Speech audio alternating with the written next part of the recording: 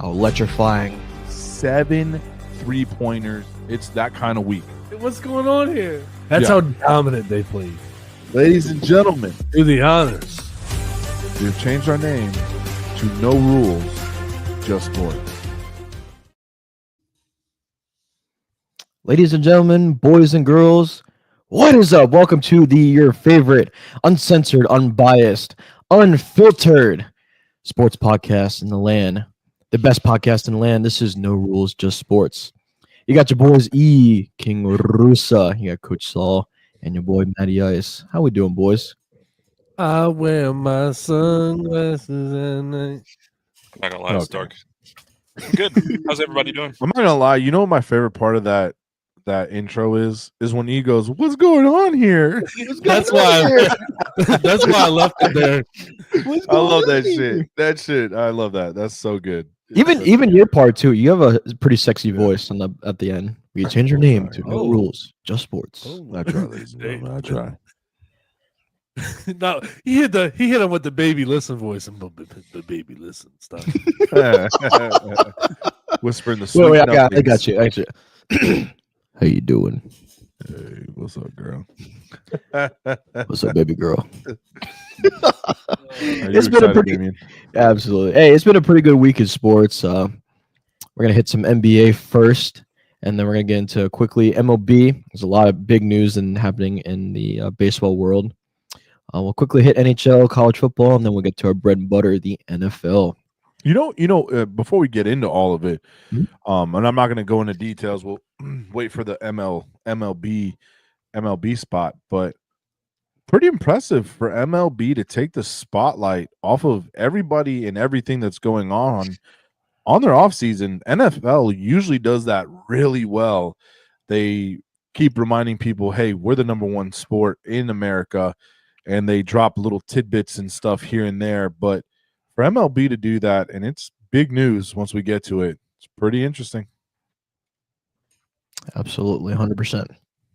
They're doing a great job, and I think the reason too is because the winter meetings are also happening. It started yesterday; they're happening all throughout this week, pretty much. Yeah, absolutely. But yeah, they're doing a great job. They're doing a great job doing their off season. But with that being said, let's get into it. Hit the court. Yes, sir.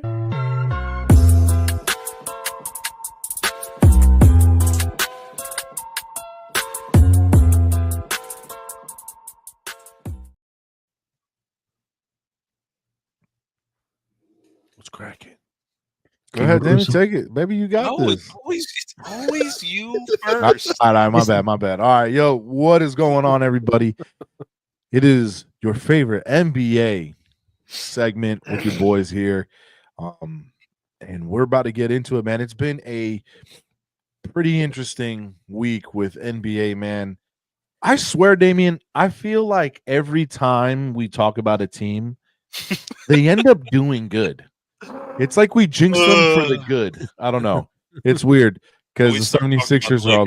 Please 76ers start up. The Lakers also, it's not working for them, but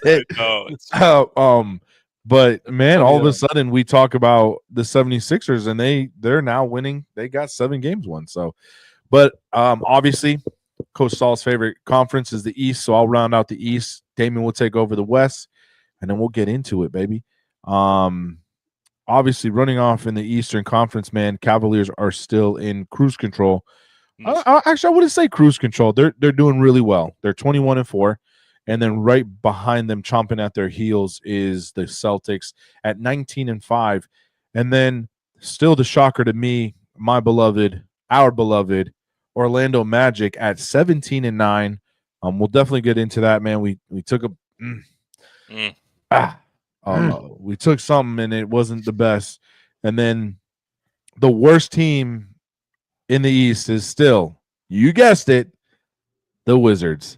Maybe we need to do a segment on them and see if we can give them some good comeback. We're also going to bring them up later on today. Yeah. The 76ers won quite a few games, man. They're up to 7 games won now. They're now number 12 in the Eastern Conference. But yeah, man, outside of that, that's really it. That's rounding out the top end and the absolute bottom end of the Eastern. Damien, take it away with the Western. Well, I do have a quick thing to talk about the Sixers. They're on a 3-game winning streak, and Yep. they did beat the Magic. We did predict that the Magic would take both games, and we were wrong. They split them. So, Sixers, they have Joel Embiid back. Got to give them credit. They're doing great. But for the West, I mean, it's honestly, the season is evening out, and we're pretty much talking the same story. Thunder in first, 18-5. Grizzlies have actually taken over the second spot, 17-8. Rockets at 16-8. Mavericks right behind them. They both have 16-8. Pelicans, bottom of the barrel still. Does the season change for them? I guess we'll have to find out. Maybe we should talk about them, and they'll start winning games. They're 5-20. Jeez. Yeah, they're not that far off from the Wizards aren't that far off. I mean, the Wizards only won 3, so.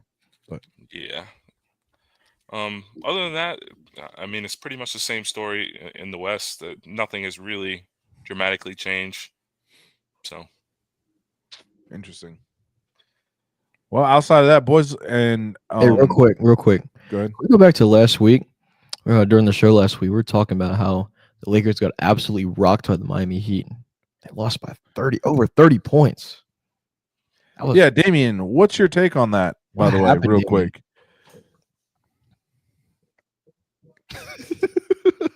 Talking to me? Listen, you want to know the truth about the Lakers, and this is honest because I looked at it. The depth is just not playing up to par. A lot of key injuries as well.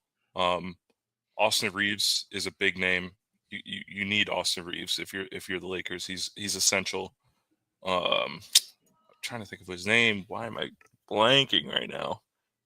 Vanderbilt, another big key player for the Lakers. But the Lakers, I mean, they're getting their bench is getting outscored almost every single game. It's kind of abysmal.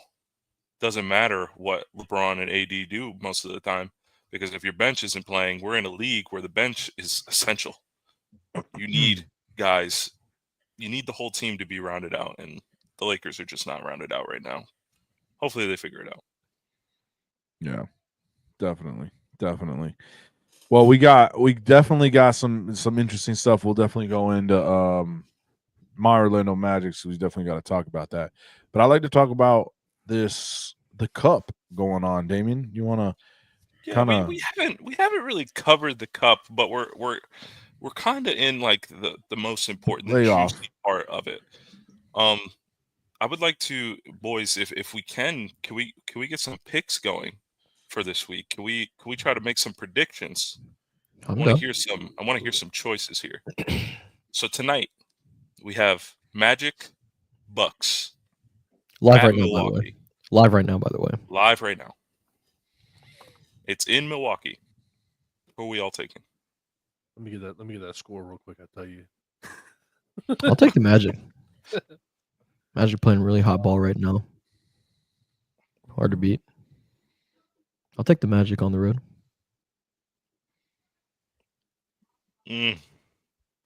This is tough because you let you let people pick. I know.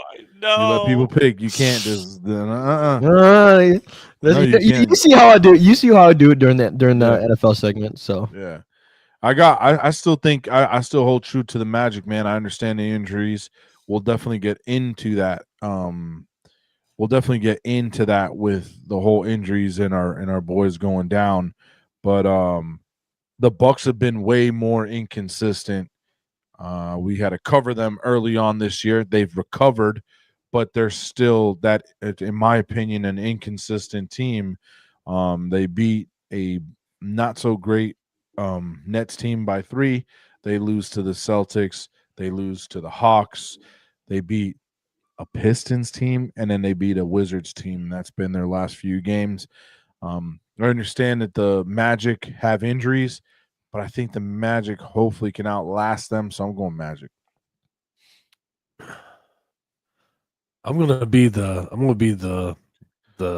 bully in the room. I'm gonna say the Bucks, just because of the injuries.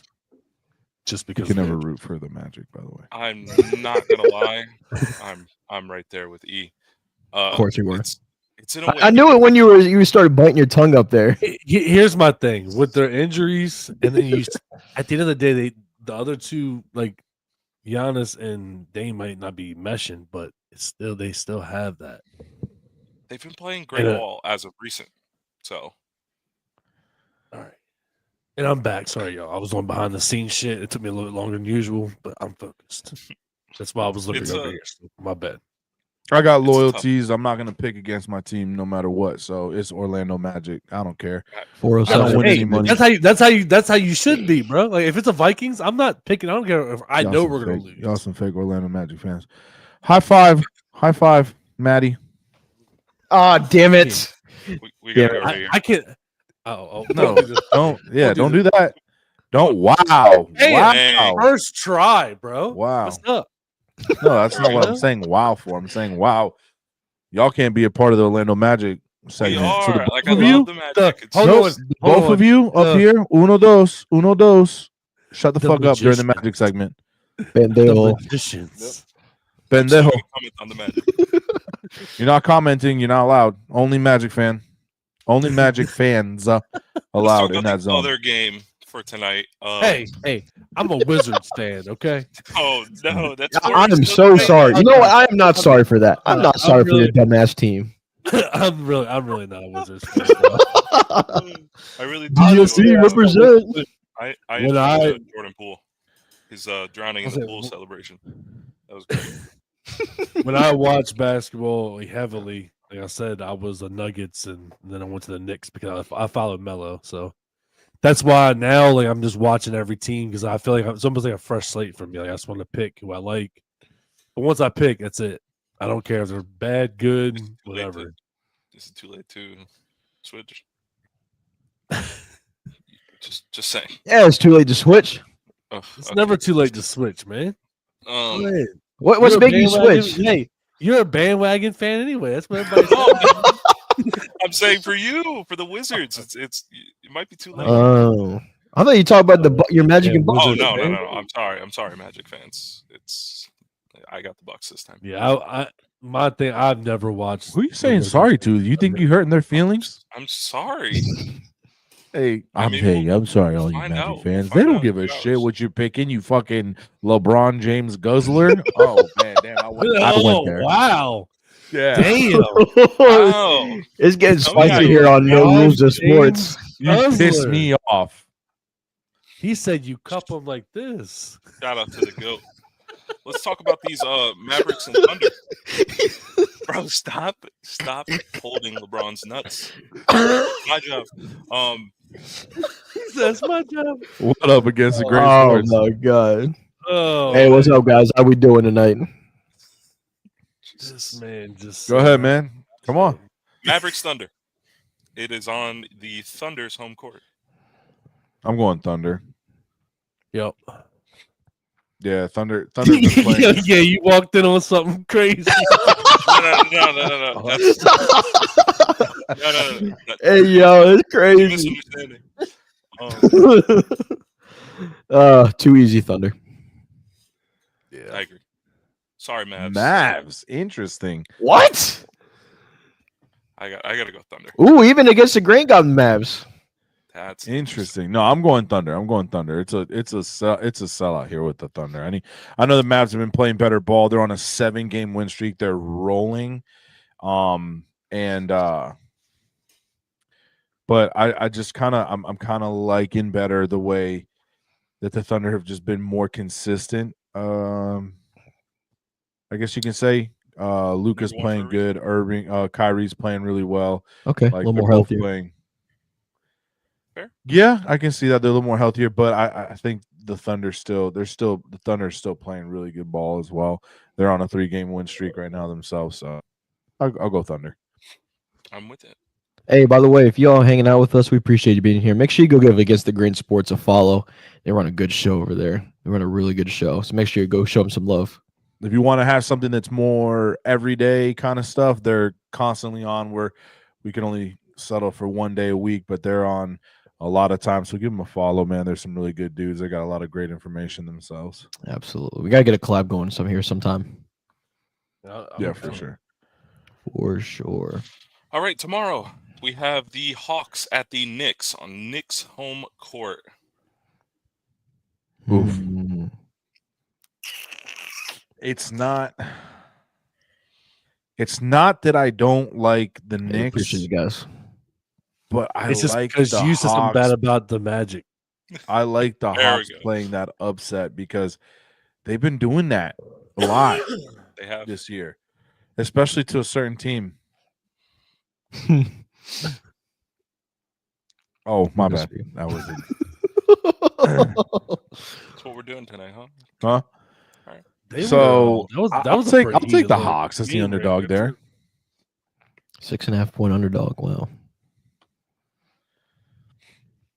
Hell yeah, we appreciate it, man. Definitely. Yes, sir. Can't wait. I'll go Knicks at home. Simple then. I'm going to Knicks. Yeah. Knicks. Now this is interesting because I'm gonna pick the Knicks, but I would not be surprised. Trae Young does play better, specifically in Madison Square Garden. So what did he Really? say? Is that proven? Didn't he say he just hates us? I don't know he why. said something to him? He hates us because he ain't us. There we go. No, go ahead. Sorry. Go ahead. No, what were you Go ahead. saying? What were you saying? I was just I got trying to remember Knicks. what he did, but you know, What did he do? What did he do? nothing. No, I was just thinking. Who? Trae Young. Okay, never mind. So the Knicks, yeah, and then we have You knew where you were going with that. Warriors Rockets at the Rockets home floor in Houston. I'll go Warriors on the road. Fair. Oh, here we go. New York fans find their way to the exit real quick. Gets a grain says Karl Anthony Towns will dominate. Ooh, take y'all ass home.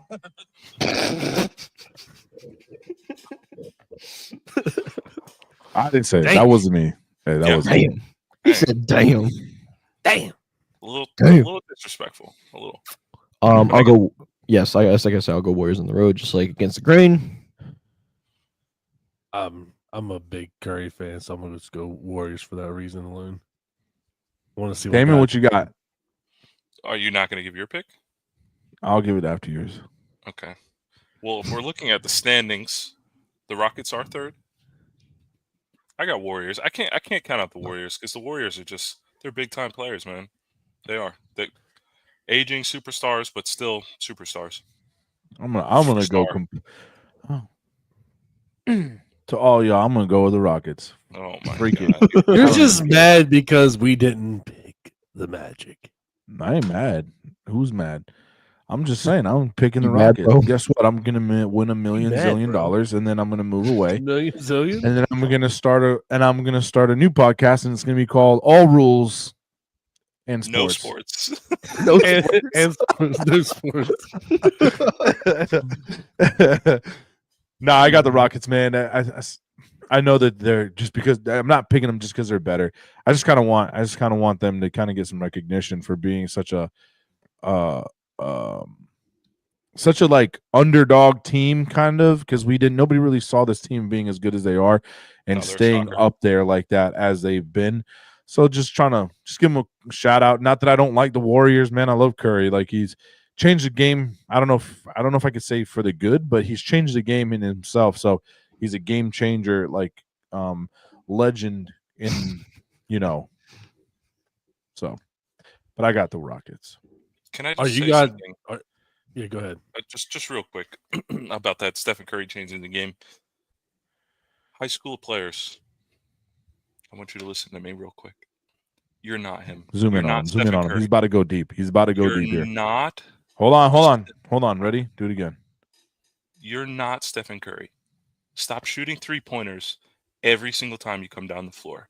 You're not him. You can't do that. I'm sorry. It's just don't go play 2K and think, oh my shit! God, There's me. I can do that.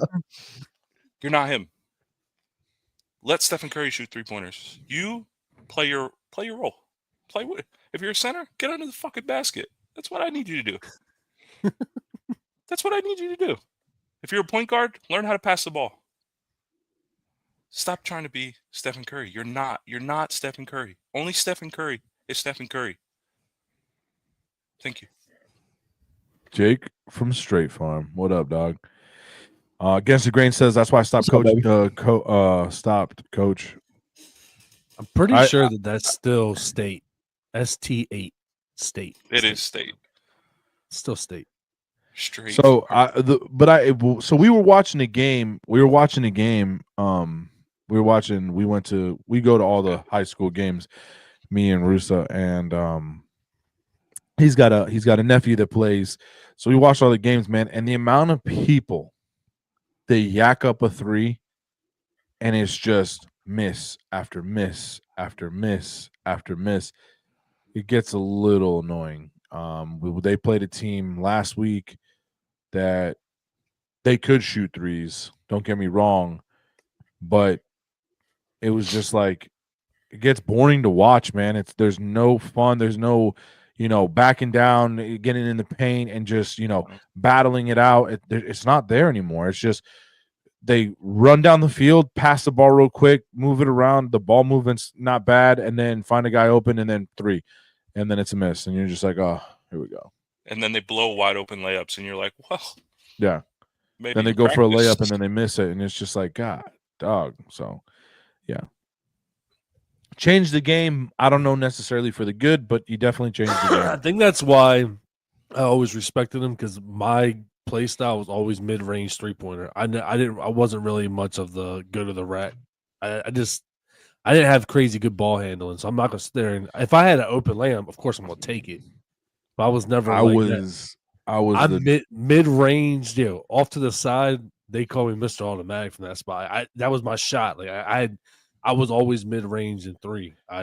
Maybe that's why I took such a liking to Curry when he first came into the league. And like I said too, like there's obviously certain scenarios I've talked about it before, like certain games that made me respect him from the very beginning before he got all this spotlight on him, like when he was still coming up. So I respected him for that, but maybe that's why I like that game. I don't mind the 3-point style game, but like you said, in a high school when it's like, come on, dog, you're not that. I mean, these NBA players, of course, are that. Right. And that's where it's like it just gets frustrating because my game was in the paint. Like when me and Damian play, he knows Damian's Don't let the taller football than me. coach persona fool you. That man is built for basketball too. Okay, Oh yeah, Damian's He is taller a- than me. Damian, you're what 6'5"? 6'5". Holy 6'5". shit. I'm 6'1". So God damn. yeah, Sorry. you couldn't tell, but Damian's tall as shit. And when we play, and I'm not trying to make Damian can shoot threes like it's nobody's business. But I beat him in the paint just because I know I've done that so much and I know how to get underneath people and push them out. And it was funny. Then my football players see us playing, so then they wanted to play us because they're like, "Oh, look at these two dudes." And So we we're destroyed trying to them. play and we Oh, just dog them because Oh my they god! can't stop me in the paint. And then whenever they try and double team me, Damian's wide open, passes to him, splash. So pretty How good. many kids you dunk on, huh? Nah, I can't. Coach is past that time. I can't. Ain't no dunking. Oh, come going over on. here. I'm not that athletic. No, I used to be an athlete, but I'm a lot rounder retired. nowadays.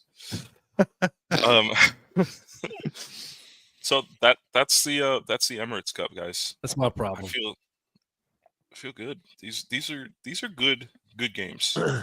This is really good basketball to be watching right now, to be honest.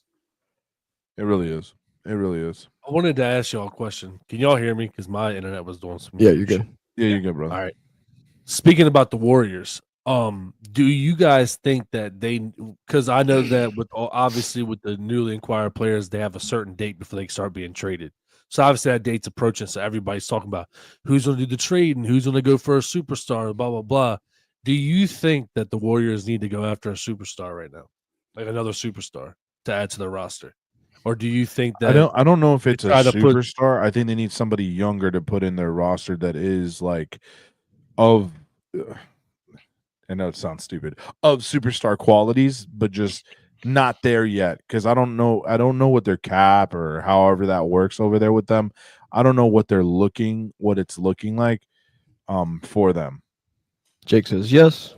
I did see something today, actually.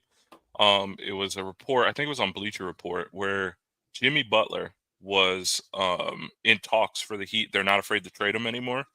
And one of the potential landing spots would be the Warriors. So Now, I watched a segment about that particular scenario, and they had this speaking of the cap, they had the cap calculator. They'd have to give up like 4 or 5 players just to make enough cap space for them. They'd have to give up 4 or 5 just for one player. They're never going to do that. I don't know if that's worth it. I don't. Because then in the same segment, Hold on, Jake says he doesn't have to be a superstar, but maybe another vet. Do you think another vet is good enough, or do they need to start grooming something for the future? Because you're getting to that age where Draymond's older, Curry is older, huh? You can see the gray. Yeah, his is really, really showing. Like all those players are getting older, or do you go for a veteran and maybe have a hopefully 1 to 2 year? I think they were more or less talking about so they can make one championship run this year. I mean, but like a long-term plan. They can still get both. They can get a vet who could still contribute to the team, and then because just look at Philly's roster. I mean, despite them being bad, they have a lot of vets on that team. Right. No, but what I'm saying is, what is more beneficial if you as a GM, if you King Rusa, if you if you Matty Ice, if you Jake, if you're as a GM, what are you looking for right now? You've got championships. You've got your championships. You've won championships. Are you looking more to sustain or maybe have a short burst where you can maybe go for another run again? What would you want to do? I would want to get a guy, and you're right. I would want a younger guy because I would want a guy that could take away the pressure of Stephen Curry. It was nice when Klay was there because you have to worry about Klay Thompson because he's deadly too. But nobody's worried about Draymond Green. Yeah. So like you really just have to stop. He's been more Curry. Of your defensive guy anyway. Yeah, and Draymond's never really been known for his like crazy scoring and like. Right. I mean, obviously his dunks. He's your bully. He's the guy you put in that you need a bully and getting people's. He's your aggressor. Yeah. No, I agree 100%. That's what he's always been. His role's been that since the beginning. Yeah. Take that away from the pressure away from Stephen Curry's and watch him flourish. I mean, the man literally loves just running off screens and getting these wide open looks. You know the one player that everybody talked about too? LeBron. Talking about the dude from the Kings? LeBron James. LeBron James. The reason why they brought it up was they don't think that the Lakers have what it takes to go the long run. If LeBron wanted to get another ring before he got out, and they brought up the fact that their chemistry being so good during the Olympics, imagine what they could do in the season. He ain't gonna go. I don't think he would never go. And then they were like, well, if he's worried about because he lives in LA, it's really not that far of a commute. You had who they said there was one player that played, and he played all the way across the other side. He still lived in California, like. So it really wouldn't be nothing but like a helicopter ride. I was like, that's kind of a sore subject. Right? Oh, that's too early. Too early for that. Yeah, it's a little sore subject. Oh, too early for that. Rip Kobe. Jake brought up Buddy Hield. Buddy Hield has been great, but I don't think somebody looks at the roster and they're like, man, we really need a piece to guard Buddy Hield. Like, yeah, of course you have to guard Buddy Hield because that man could literally just turn into a nightmare for you. But I don't know. Stephen Curry just draws so much attention that you need another guy that could really take that attention away. Since we're talking about, go ahead, Matt. Go ahead. We joked about this last week, and I know it's not going to be possible. Zion. Yeah, but this is funny because I know it's not going to happen. That would work. It would. Give him a second. Would it work though? I don't. I don't know. Second I'm not chance saying the life, team like- would work. It would take the pressure away from Stephen Curry if he was playing. If he's healthy, if his body isn't made Too of much money though. bias. He just got a shit ton of money, didn't he? We talked about it. Yeah, so Yeah, okay. Sure. That's a lot of money. that's But how. Orlando Magics are also involved in some rumors of trade talk with Aaron Fox, De'Aaron Fox, with talking about a potential blockbuster trade. He plays for the Sacramento Kings. Kid's a baller. I was looking up his stuff, averaging some serious points. Like the kid can play some good ball. He's just not on a good team. They said their mock trade would be that they get rid of Jonathan Isaac, Anthony Black, and Jet Howard, and a few picks. So, is that worth it? I think so, because none of those people are that crazy. Isaac is averaging like 6 points a game, but he is a defensive monster. Don't get me wrong. That's the thing, right? So we lose some of the defense that we've been doing good with. And then Anthony Black has been playing good, but he hasn't been playing great. He's been a little inconsistent. I know he's kind of coming off the bench at times, and Fox is averaging 26.4 points a game, 5 rebounds, and 6 assists. Imagine adding that plus Franz Wagner plus Paulo Banchero. Oh my God. Like all of a sudden you legitimately have to take the Magic really serious in the upcoming. And I kind of ruined a little bit of the Orlando Magic take because I wanted to talk about this, but since we're talking about trades right now, yeah. Okay. I mean, personally, I don't know. It's tough because that Magic core unit is really, really what's keeping that team together. Honestly, Right. their chemistry is great. Their defense is the reason they're winning ball games. So you take some of those key pieces out of their defense. Is De'Aaron Fox going to make up for it? Not so much, I don't believe. I think he adds another great scoring element to the team and really mixes up the bag and it makes Orlando a little bit more of a hot spot, but defensively, I don't think that they add. I think they actually lose. And I'm not saying he's a bad defender, but I think they lose defensively in that, and that might contribute to them losing ball games. I mean, I can understand that, but at the same time, like Isaac isn't always out on that court for them to be having those stellar games. Like that game where they beat with nobody, essentially, with having Franz Wagner down, with having Paulo down, and they still go out there and beat the Suns. He wasn't on the court. We haven't gotten to that yet. I'm just saying. That is true, though. That is. I'm just saying, and I honestly, I don't even know. It's not that he's bad. I'm not saying that he's bad. He's just okay. You know what I'm saying? He played against the 76ers game. He had 4 rebounds. That's rough. Hey, real quick while we're in a transition. Quick score update: Magics are currently up after the first 33-25 against the Bucks. It's after first quarter. So don't give us that side eye, dude. It's the first quarter. Calm down. What? I'm just excited for Hey, my I see team. the side I hope they win. I'm just saying. I just didn't think. No. Don't do that now. Oh, We don't need that. We don't need that. that's a happy. I'll happily take the Jonathan L. Isaac. Mm. Jonathan Isaac is averaging 6.5 points a game, 4.7 rebounds. That's not that great. Oh yeah, trade that motherfucker. Yeah, and then 0.2 assists. Oh no. I'm trying to see if Oh, I can no. see steals. If that's what's killing. What's I want to making know him I want to know blocks. Blocks is more important for him. blocks. Yeah, that's true. Let's see. Hey, we got Wendell back tonight. Wendell's has 6 points so far.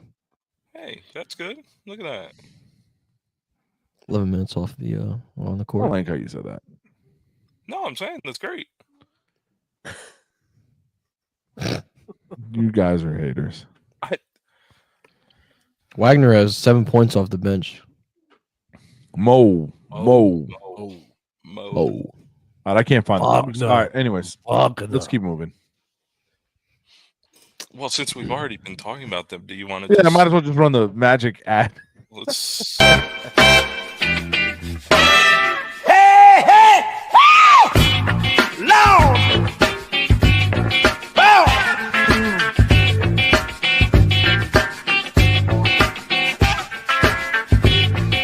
You took my money.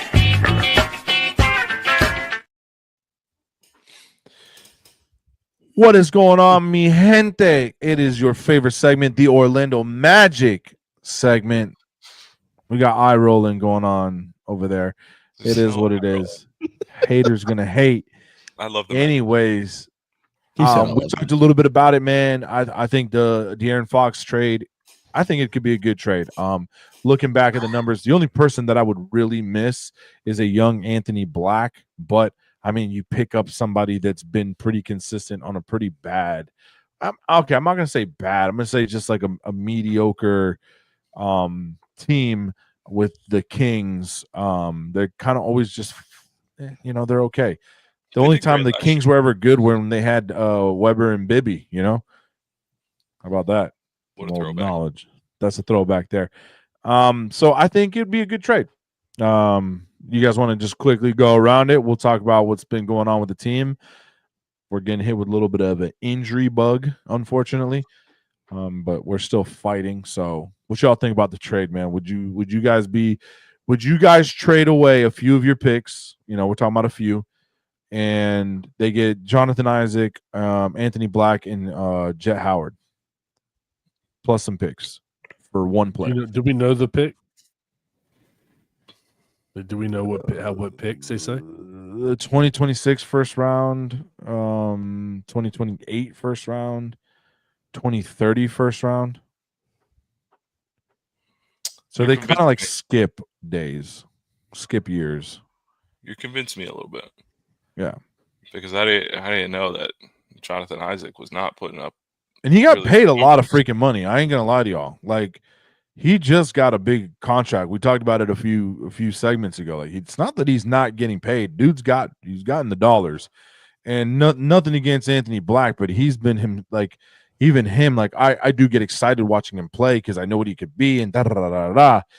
But there are games where he'll be out, 30 minutes on the court and 10 points.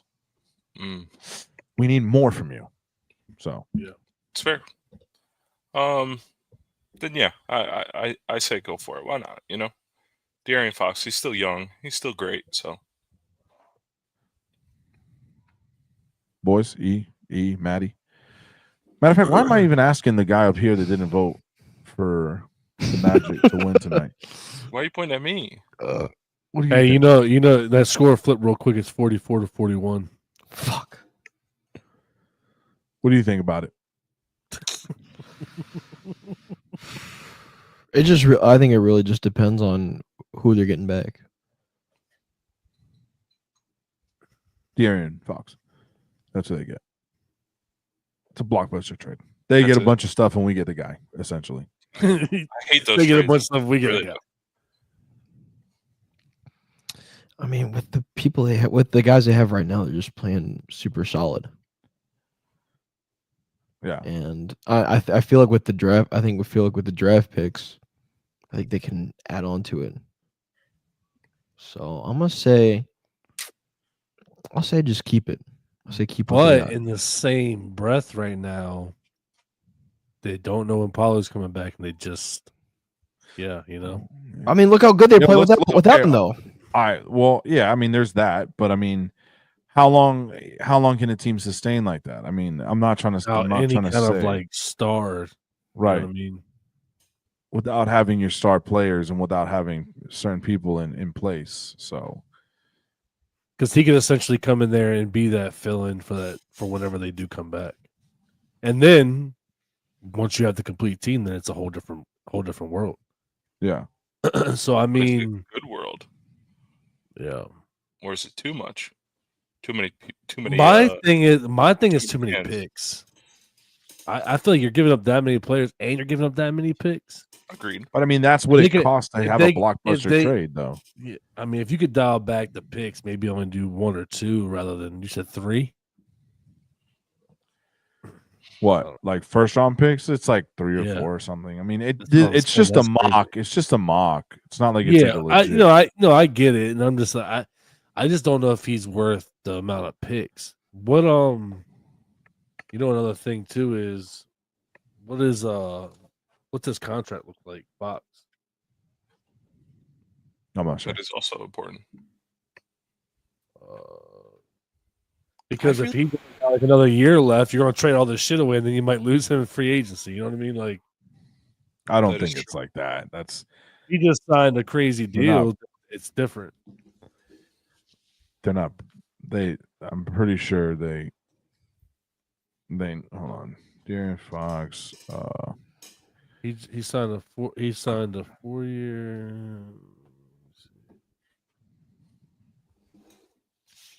Why can I not?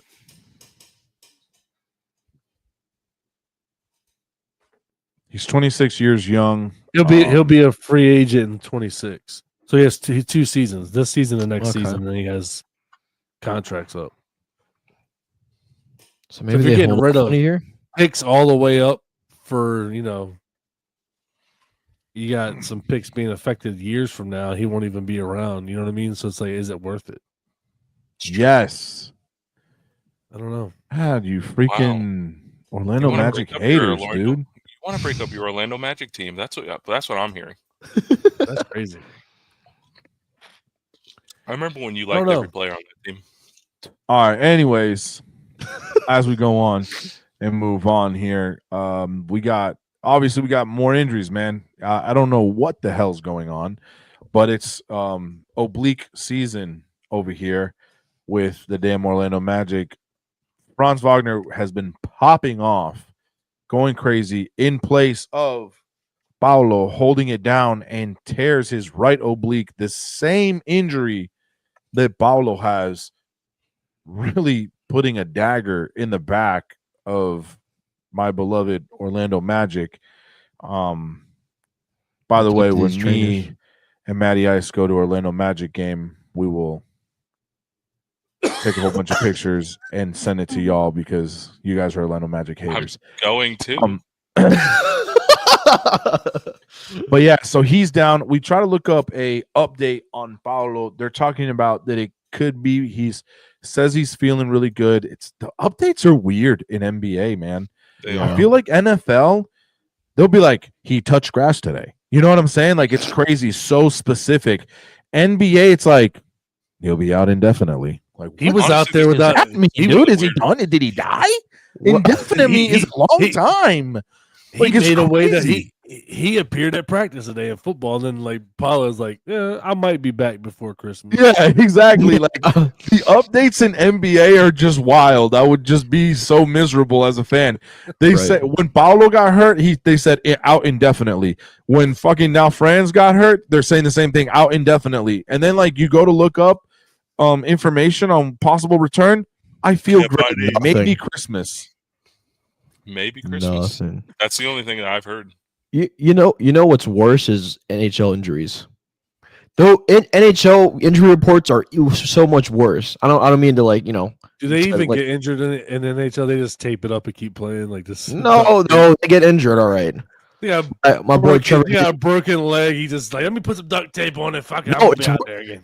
They won't even specify. They'll say upper body and lower body injury. That's it. They won't specify. And then they'll say out indefinitely. Same thing. Loses his leg. Yeah. It's a lower body. injury. He'll Gets be back. loses like a bunch of teeth. Upper body injury. Yeah, but And then they don't report. They don't say. They don't give any report like injury updates. Like, oh, he's gonna have surgery. Oh, it's just a week to week thing. Oh, he'll be back tomorrow. Nothing. There's nothing. you'll see Like, him what play is there again. to hide? What? There's nothing to hide. Like, it's crazy. It is a little weird. Yeah. The Paolo thing is really weird too. Yes, I agree. So I wonder if Yeah, if they're hiding something. Ooh. Oh. Orlando's hiding something. No, if that's the case, just then 'cause screw if you you, look at Advent Health. no, it's not. It's just that is the fucking NBA, bro. NBA injuries are just freaking dumb. I was looking at it because I was like, "There's no way this is like a thing," and then no, it is. It's true. Like it's just weird. I don't know. I don't like that. So, anyways, we'll move on. I digress. Orlando Magic play a game against the 72 games in 76ers. They lose one to the 76ers. So it's interesting to see, interesting to say the least. And then on top of that, shut the fuck up. Where y'all can be haters all you want. Not hating, just Shut the fuck up. We're as you see now, I lost my train of thought. I'm over it. I'm done. Talking know about what the I'm saying. standings. Oh, you're talking about the Sixers. Oh, so anyways, the Phoenix Suns, they go in, they lose to the 76ers, but then they go and they play the Phoenix Suns without Paolo, without Franz Wagner, and then they beat them. So now they play tonight. And yeah, it was a home game. So they are undefeated at home, 10-0. Which is, I think they're the only team that's still currently undefeated at home. We gotta go to the home game before they lose at home. I mean, it's probably going to happen now. And then we go, and that's the Oh, first game they we lose. jinx it. No, it's probably now going to happen because, they are the only undefeated team at home, and it's probably going to happen now because now have 47 people hurt. So, yeah. About that Suns game, Jalen Suggs had 25 points. He had 14 in the fourth quarter. I mean, it's kind of that next man up mentality. You got to give him credit for that. I'm telling you, man, Jalen. I'm not saying that he's like some like super sleeper kid, but when you have Paolo and you have Franz Wagner, you got a lot of people talking about them. And now I'm really interested to see what he's doing, what he'll do now that not that he has like the helm, but now that he's kind of just there. You get what I'm saying? I agree. I've kind of like I said, next man up, and I think he does have the helm right now. He's their guy that they're probably going to be looking to carry the offensive workload to lead the team while those guys are out. So we'll see if they sink or swim. True. But you know what? You know who the Magic should pick up? Dwight Howard. What? Who? Dwight Shut Howard. up with Dwight Howard. He's You in washed. this bandwagon with Dwight Howard, bro. He saying brings he's him a up great once player. episode. Washed. He He's not brings him up gonna one get his episode- house once back. episode. I live about 10 minutes where he used to live when he played down here. Bring him back. Come on, Orlando, bring him back. No, You need him. Tweaking. No, thank you. Why not? He's a champion. You tweaking. Oh, Hey, okay. I got a random question for you guys. What's up? What is you guys' in the chat? You can answer this too. I want to hear everybody in the chat. What's y'all's go-to basketball shoe brand? Jordan, hands down. Okay, so we got a Jordan. Nike. Okay, Nike. E. I'm Under Armour and everything. Really? I don't give a fuck. Shoes, cleats. I'm an Under Armour guy. I love Under Armour. Nike. Okay, Jake likes Nike. I used to be an Adidas guy. It would be cool if all four of us were different. But ever since I was in like 8th grade, I've always been a Nike guy. It's fair. So They're 2 just, Nikes, a Jordan, and an Under Armour. The most consistently good for basketball. I have about 5 or 6 pairs of LeBrons. Look at you. I know, right? So proud of you. I'm a sneakerhead. who actually owns those Okay. shoes? LeBron? Okay, bro. Okay. I have a pair too. Couple, two. Which ones? I don't remember what they're called. The Jordan, the broad sevens. No, one of my favorite shoes. Hey, look, wait, why are you talking like that? LeBron 7s were a good pair of shoes. Is that even a real shoe? I just guessed. Yes. I literally just LeBron 7s, yes. That's sad that he has to copy Michael Jordan. Every player does that. You Jordan, 3s, 4s, everybody's had to copy Jordan. I'm just saying. Oh my god. Set the trend. Set the trend. Don't be you know what I'm saying? Following the trend, I see. Every other player, it's okay. Ron does it. Kobe's all the way. Okay. Kill him. No, everybody can suck it. I will say the most Um, expensive shoes that I own are Jordans. I got the fucking Spizikes when they came out when they relaunched them. Shits was Wow. fucking expensive, and I've maybe worn them 10 times because they has to be perfect conditions in a place where I'm not going to screw up. If I spend $300 on a pair of fucking shoes, it's gonna be perfect out before I put the bitches on my feet. 100%. I'm the same way with my Air Forces. What was that Air face? Forces? I've had like Yes. a million pairs of Air Forces though. Yeah, They what get, you talking about? Air Force. It's Air Forces, bro. Well, I had 2 pairs of orange Air Forces, so No. I'm a big For the fan of Gators. I like that. Hell yeah. Anyways, going on I'm to a the big next. fan of Crocs. For the Gators, right? I hate Crocs. I hate Crocs. No, Fucking hate them. you wear them in sport mode. Me too. Let me No, tell I you can't wear something. them in sport, man. I So uncomfortable. hate the shoe croc. I hate I do them. too. I hate them.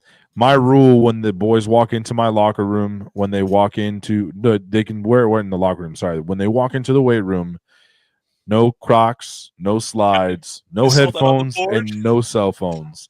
They ain't allowed to have any of that in my locker room. You wear tennis shoes, and you would get ready for work. That's it. Crocs, nah. And I heard somebody, Coach, what if I put them in sport mode?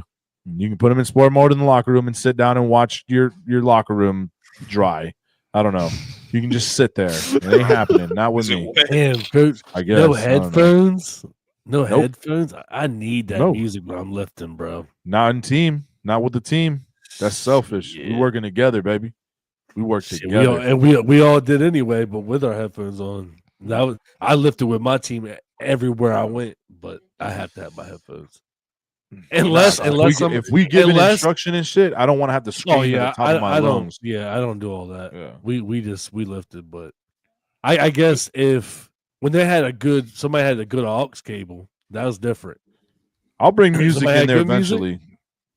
I'll bring music in there eventually, but not right now. They got to earn it. They got to earn that. No, I agree 100%. That's a good method to have.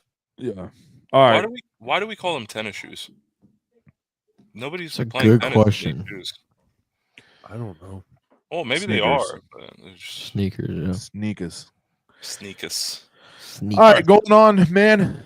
I know Damien wanted to talk about a certain player that scored a whole bunch of points and still ended up. Let's talk about the Joker. Jokic. Just a quick little. We'll keep it up with Jokic.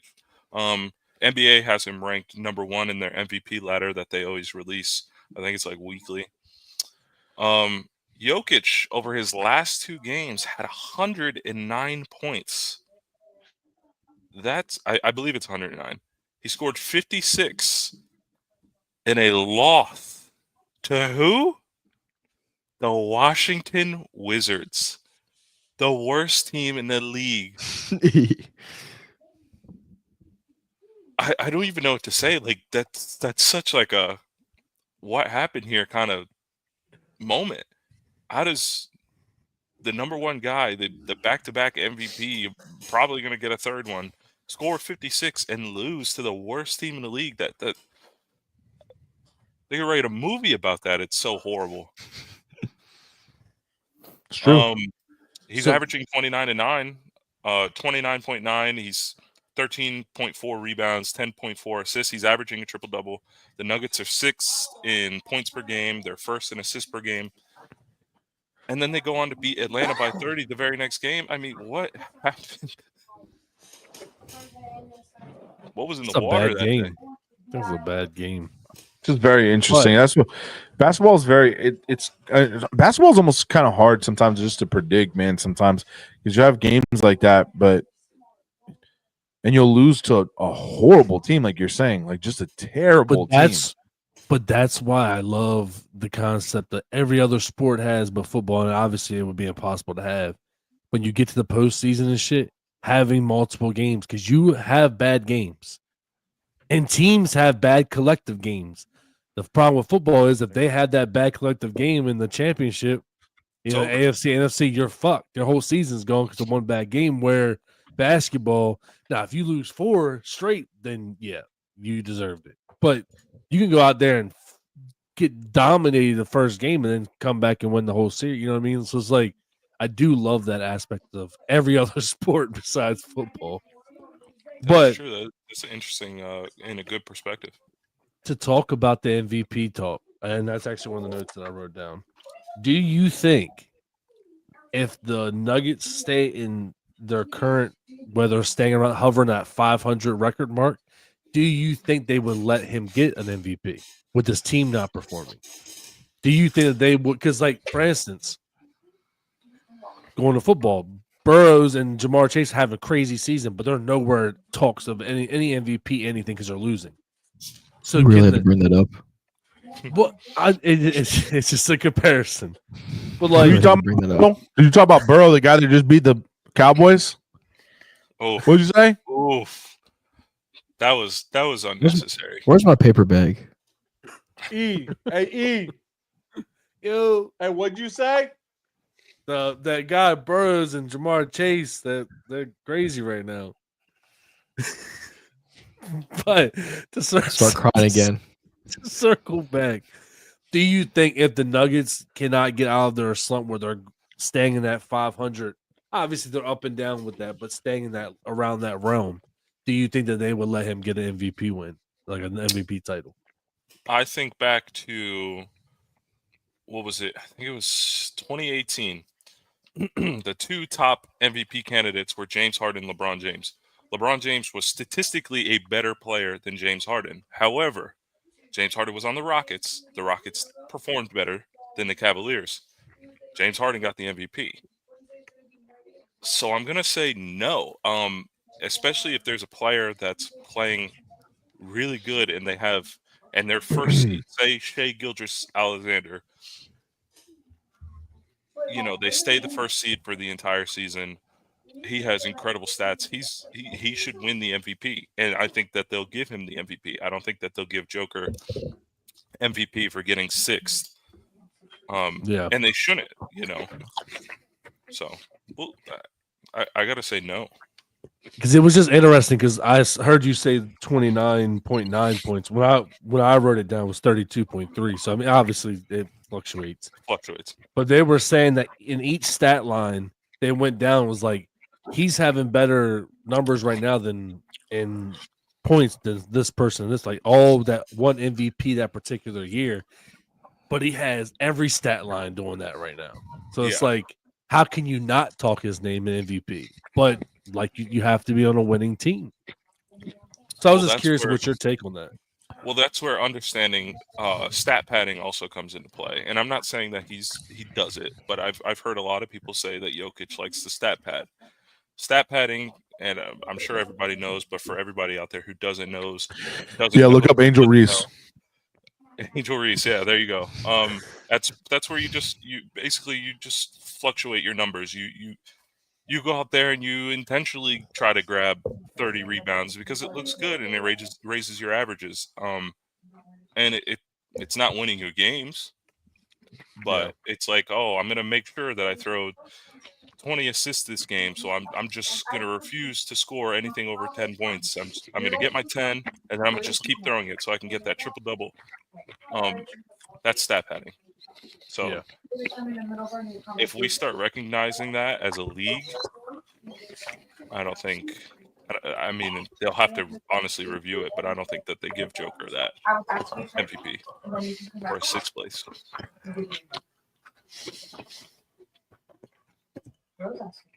I just hate that he's good at basketball because he just doesn't care about it. He's kind of I saw this like somebody made a clip of him like, and it was like, hey, it's game day, and he was like laying in the middle of the floor, like, I don't care, just wake me up before the game. Lazy like, ass motherfucker. You have to get up and get. He's like, I just don't care about anything. And he's so skilled too; it makes no sense. Yep, he's so boring to watch. He's like apparently he's a very swimmer. boring guy. Period. Like he's just racing horses. It was funny because in the background video, it was a youth like on his screen when he was laying on the floor. It was a video of horses, and his wife says, "No more horses for you till you care more about basketball." I wish I would have saved the clip and played it. I should have saved that shit. That's Jokic for you. He's a great baller, man. He is, but he's just a lazy ass bitch. Just damn. To me, I just don't want to even watch him play. It just makes you sick. He does, especially what he did to my Lakers. Your Lakers, huh? Yeah, they're my Lakers Mm. for right now. For now. Mm. Why do you keep making those noises? Mm. They won their last game, okay? Mm. We're in the positives. Mm. Guys, why are we doing this right now? Mm. Mm. Oh. Oh. Hey, can we check that Orlando? Can we check that Orlando score real quick? Oh, it's 59-58. Who's Okay, winning? got pretty tight. I still got to pull it up here just in case I need to show it whenever the Bucks are winning. They're not though. They're not losing by a point. They're not though. Hey man, Magic can do it, but I Nope. still got the Bucks. Nope. I still got the Bucks. I still got the Bucks.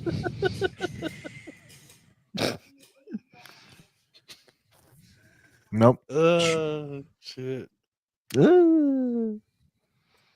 Hey, if you spend your Tuesday evening with us, we appreciate you hanging with us. Make sure you follow all of our pages. Make sure you're hitting that like button. It doesn't just take us, it takes y'all in the community, and we appreciate you interacting with us here on your Tuesday evening. I think that's it, baby. I think we're done with basketball. I give the lead back over to Matty Ice. King Russo. We appreciate you, brother. Yes, always sir. a pleasure to have you on the Absolutely. always a pleasure to have you on basketball, man. We'll continue to monitor the scores and give live updates. When they win, expect a phone call. Okay. Call me. Go for it. Okay. I mean, And if the Bucks win, right now they're not though. oh, Get there out we of go. here. There we go. Just literally one point. Fellas, thanks for having me on. Always a pleasure, and Always a pleasure, good to brother. talk ball. Absolutely, man. Hey, we appreciate you, my brother. Go Lakers. This guy. This fucking guy. Oh shit. Oh my god. All right, let's hit the fields.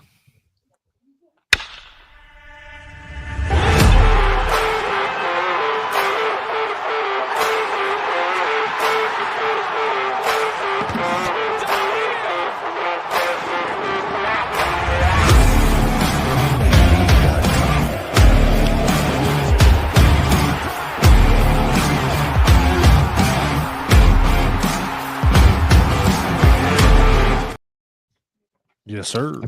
I keep forgetting to send you a picture of me. You gotta Photoshop it in. That's why I stopped it before that Did you? segment. Okay. came over. Gotcha. This one's gonna hurt, guys. This one really hurts. And I mean this article that we're about to talk about is not only shocking to the baseball world, but it's shocking to the sports world.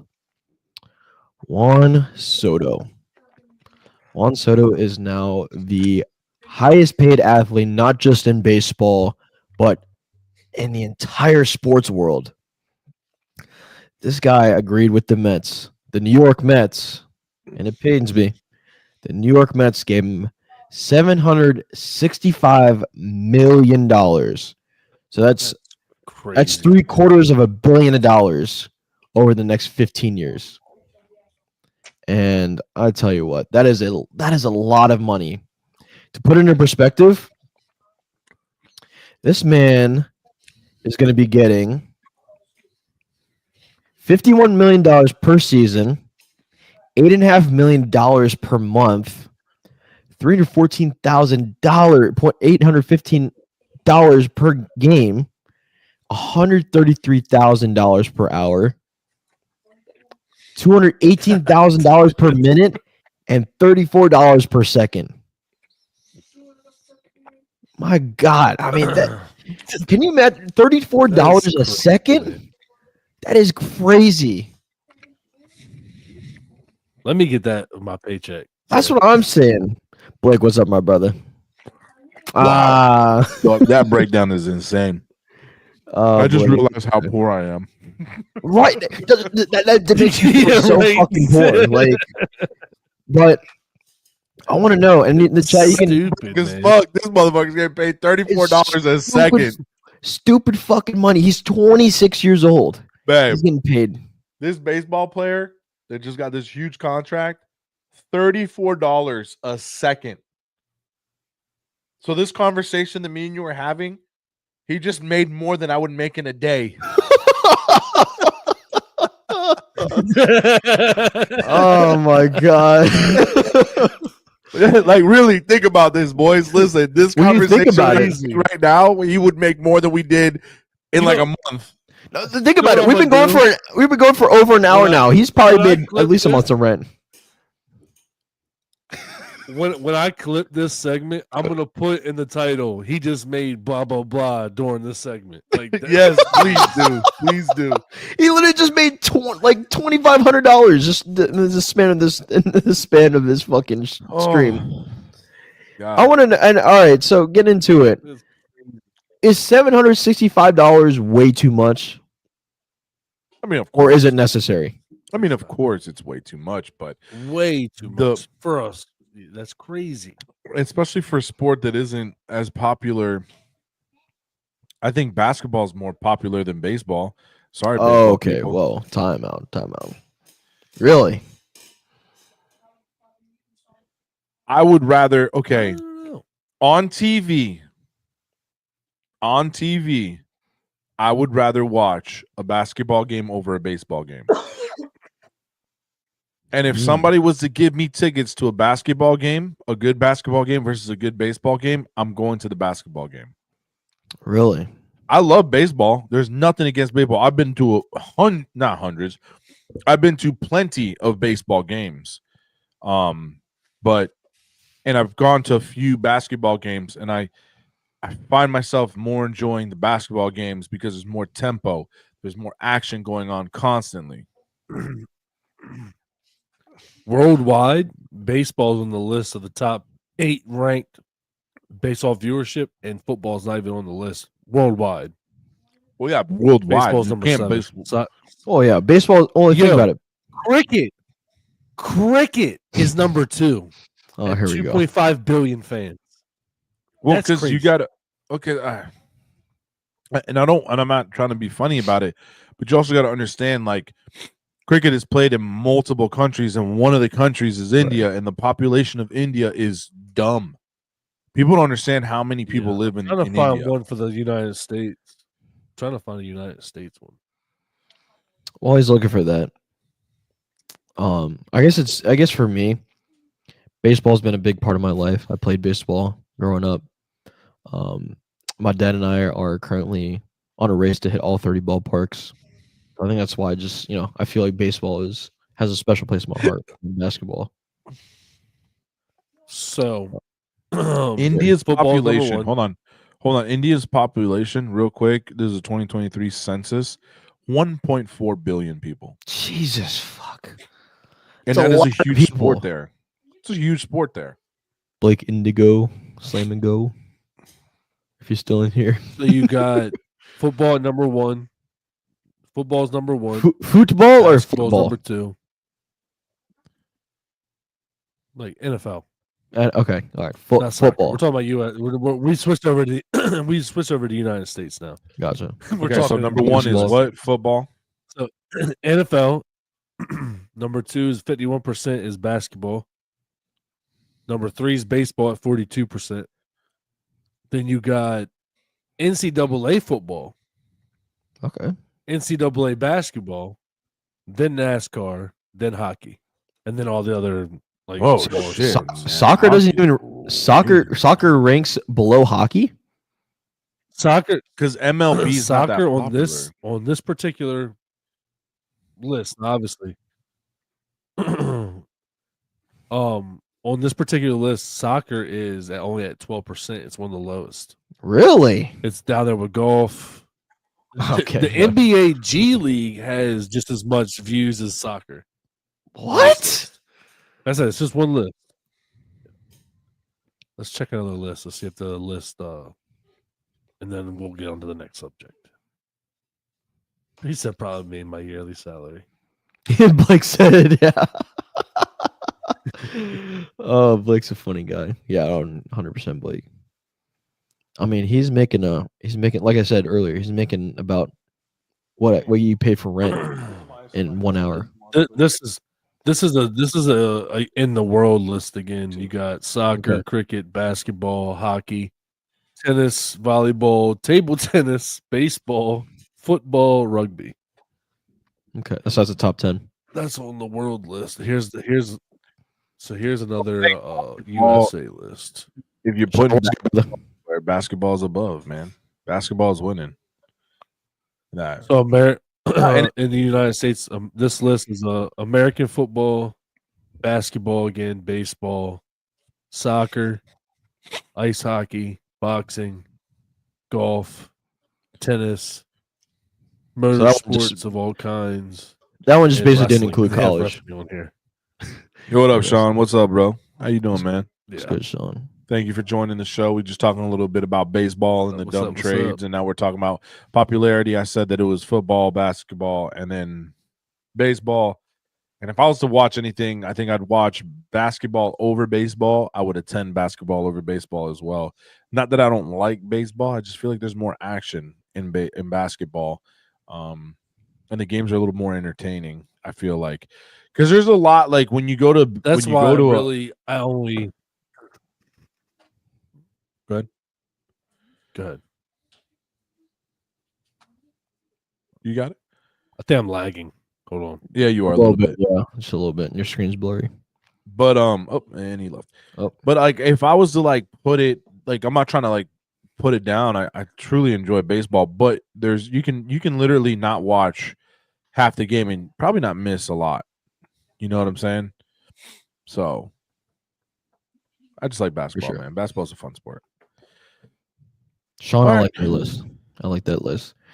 Sean, we're just getting into it. By the way, Sean's a Yankees fan, loyal Yankees fan like I am. We were talking about it. We're pretty heartbroken that Soto left for the Mets for almost Sucks to $800 be million. Yeah, it does. It's been a rough week for me. It's been a rough week. Okay, we'll talk about it. So we'll talk. Yes, we'll get into it. But anyways, get back to it. $765 million. Is that a lot? Is that too much money? Yeah. What's the new bat rule? That I don't agree with that. It's the golden bat rule. Basically, you can pull your best player in at any time. It's some dumbass rule that Rob Manfred proposed, and I honestly don't think it's gonna pull through. I don't know about that. That's a little crazy. Yeah, I'm not all in for that. I mean, I already thought it was enough that they put a fucking pitch clock in there,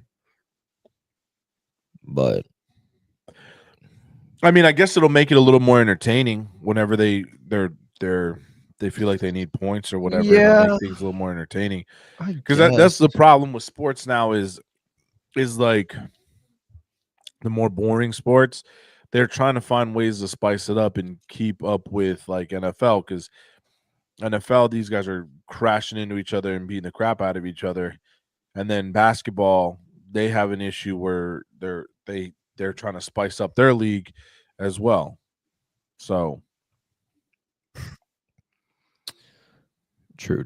Going back to Sean's point, he said I'm not too mad anymore, and I'm getting to that point, but the reason why I'm getting to that point is because Citi Field is a much harder place to play defensively, and I wouldn't say Juan Soto is really the best outfielder. I think it was nice. It was a nice gem to have him in right field at Yankee Stadium this past season. But I think he's gonna have a much more challenging time at Citi Field. There's been there was one video I forgot to share, but there's a lot of he made a lot of misjudged pop flies and balls over his head. I mean, So- but I saw that video, but you can make that video essentially of everybody. Everybody has those errors. That's just Yeah. a sour ass Yankees fan. True. There was a funny. I think I don't know if I shared the TikTok with you. There's a funny guy that he's like, I got 2 words for you. Fuck you. Yeah. Yeah. No, just No, 2 fuck. years for Oh, you. fuck, So, yeah. Fuck Soto. Yeah. It was Yeah. the comedian dude, the actor. yeah, guy. yeah, yeah. It was. Yeah, It was. yeah. So, Yeah. but I mean, That's really it for MLB, right? well, the last thing to put on there is he's able to opt out after the 2020 after year number 5, but I think if he doesn't opt out, then the price increases up to over $800 million.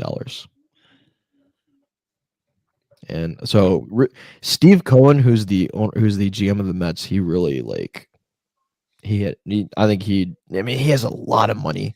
Mets overpaid on someone who is great. Don't get me wrong, but his defense is not worth it. There you go.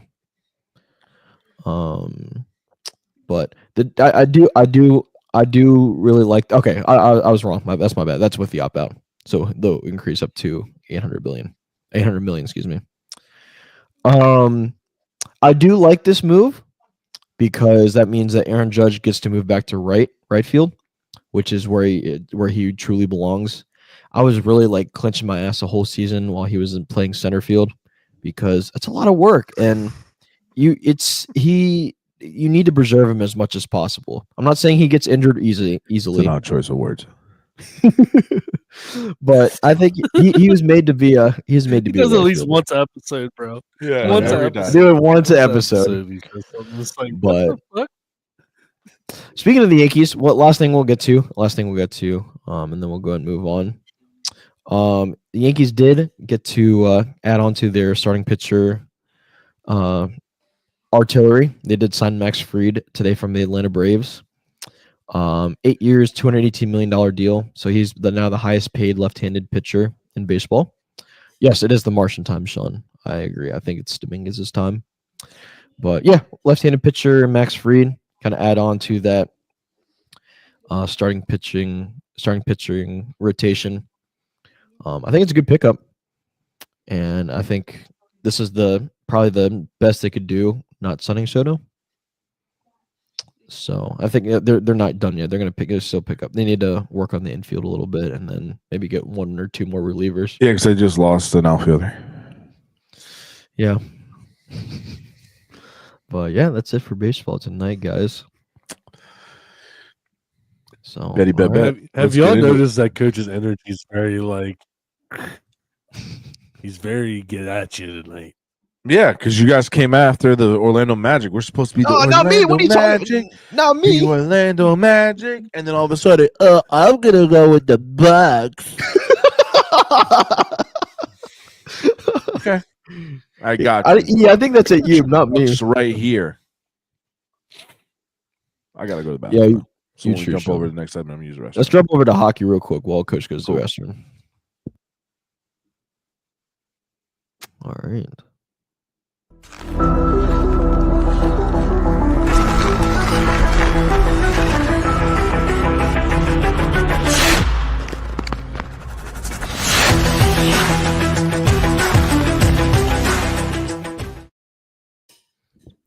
All right. Let's hop into some hockey. Looking at this, we'll start with some standings. Not much has changed overall.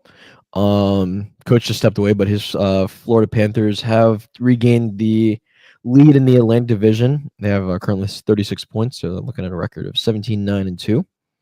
Toronto Maple Leafs dropped down to second place. They have a 16-9 record with 2 overtime points and 34 points. And look at the Metro. Nothing's really changed too much. I know, right, Sean? These transitions are absolutely fire. So shout out to E for that. Looking at the Metro, Washington Capitals still in first place, minus a note, Alex Ovechkin. Hopefully, he's looking pretty soon to return. 40 points, 19-6-2 overall record. New Jersey Devils playing really good hockey. They are 18-10-2 with 38 points.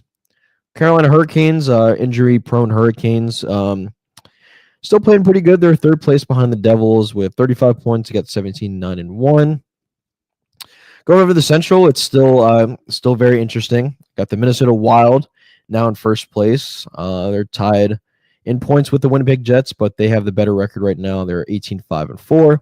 The Jets are currently 29-0. Again, both with 40 points. Third place in the Central is the Dallas Stars. They're 17-10-0. And jumping over the Pacific, Golden Knights still going strong. 18-7-3 overall with 39 points. LA Kings, 16-8-3 overall, 35 points. And then you got the Canucks with a 14-8-4 overall record. Anaheim Ducks are kind of, they're pretty, not kind of, they are in last place right now in the Pacific. Play much better hockey though, so things are looking up in Orange County. Let's see. Big news, big retirement news. Defenseman Kevin Shattenkirk. So he bounced around. He played for the Lightning for multiple seasons. He also played with the Ducks for a certain amount of time. Here we go again. He's gonna be super cringy. I call him Shatty Daddy. Big defenseman. He is announced his retirement today. Something cringy.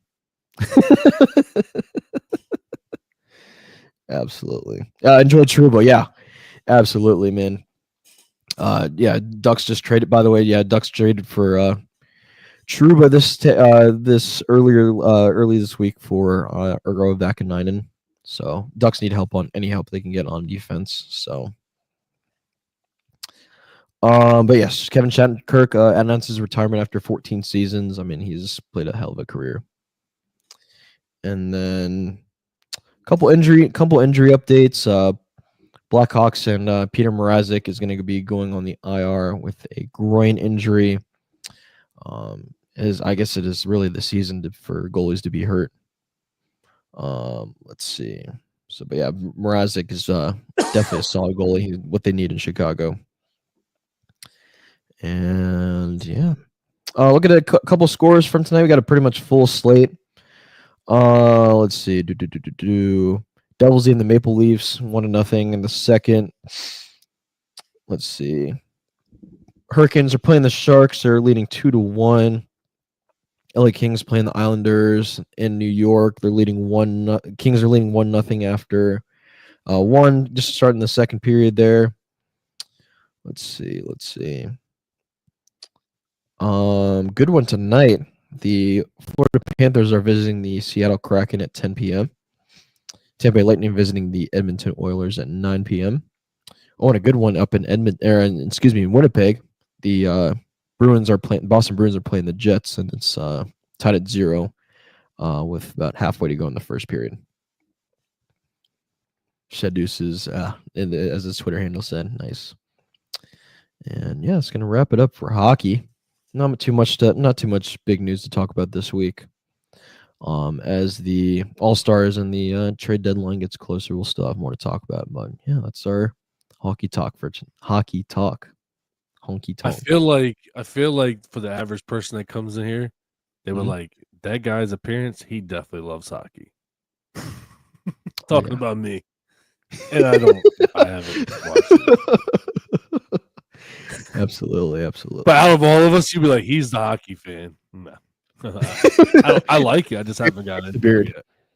Oh yeah, definitely. So all right, that is hockey talk. Hockey talk, not honky tonk. Hockey talk. Here on The Rules Just Sports. Wait for Coach before we go. Absolutely. Hey, while we're waiting for Coach, if you're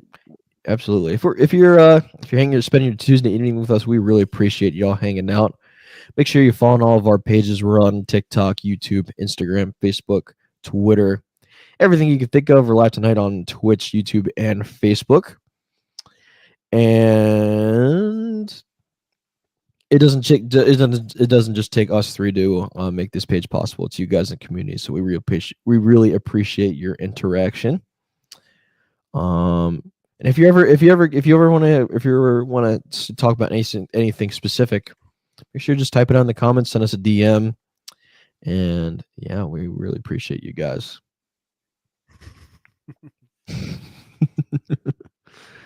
All right, make it a slow transition. I don't know we why still got a my lot shit is lagging so bad tonight. The last 15, 20 minutes, y'all are responding late to when I talk. So I'm like, I don't know when to talk and when not to talk because it's fucking throwing shit off. Yeah, I think we're all just taking. My internet was taking a shit last week, so I think it's probably your turn this week. It'll be Coach's turn next week for his internet to take a shit. So, but isn't internet great? Were you thinking about switching to the Starlink? I'm trying to figure out something better than what I got. I just haven't figured what that's going to be yet. I live out in the country, so Coach timed out. Oh shit! They shouldn't have timed out. I didn't remove him. I don't know. His computer went to sleep. That's why. It might have. I was about Yeah, to say, I think that's probably why. Yeah, we don't have it where at times I could literally just sit here and y'all could just stare at my room and it would never go. True. So, I think we're caught up because now you're answering me when I say something. So I think maybe I sync back up. Yeah, your screen's clearer now. It was blurry when you were lagging. So yeah. So I mean, we can get into the college shit, so we're not just lulling everybody in between. But for sure, I guess maybe just try to stay away from games that he'll want to talk about too. So maybe some of the smaller games until we get into it. Oh yeah, that's fine. That's fine with me. Yeah, we'll talk about the boring games that then nobody really cares about. So yeah, let's do it.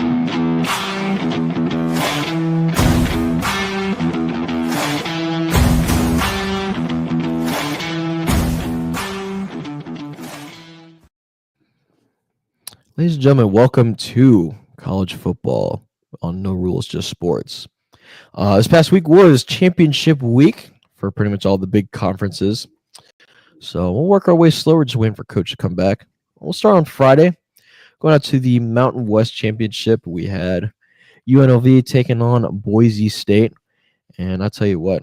Yes, favorite segment, Danielle. How you doing, Danielle? Good to see you. Boise State took the win against UNLV 21-7. I'll tell you what, Boise State's they've been a powerhouse all season long. I mean, you look at their schedule. Their only loss was to Oregon early on in week 2.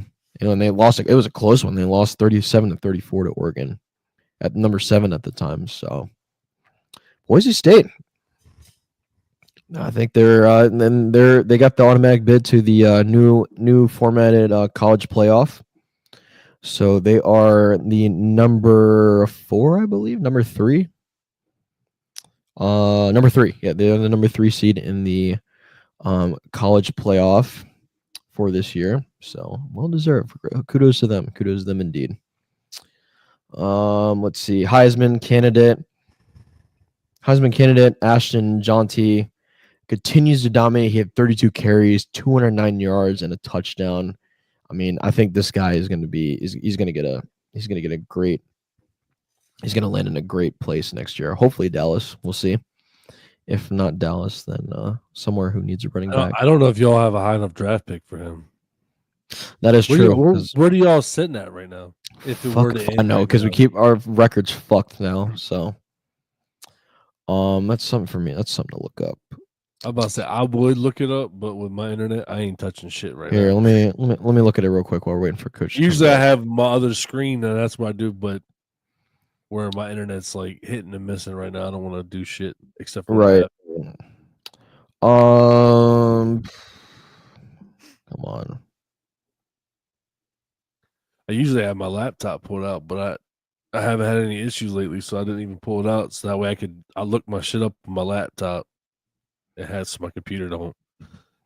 Right. Hold on. I'm trying to pull it up real quick.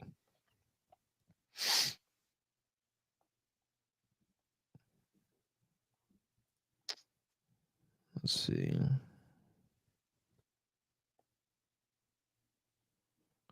Why won't this fucking come up? This is being annoying.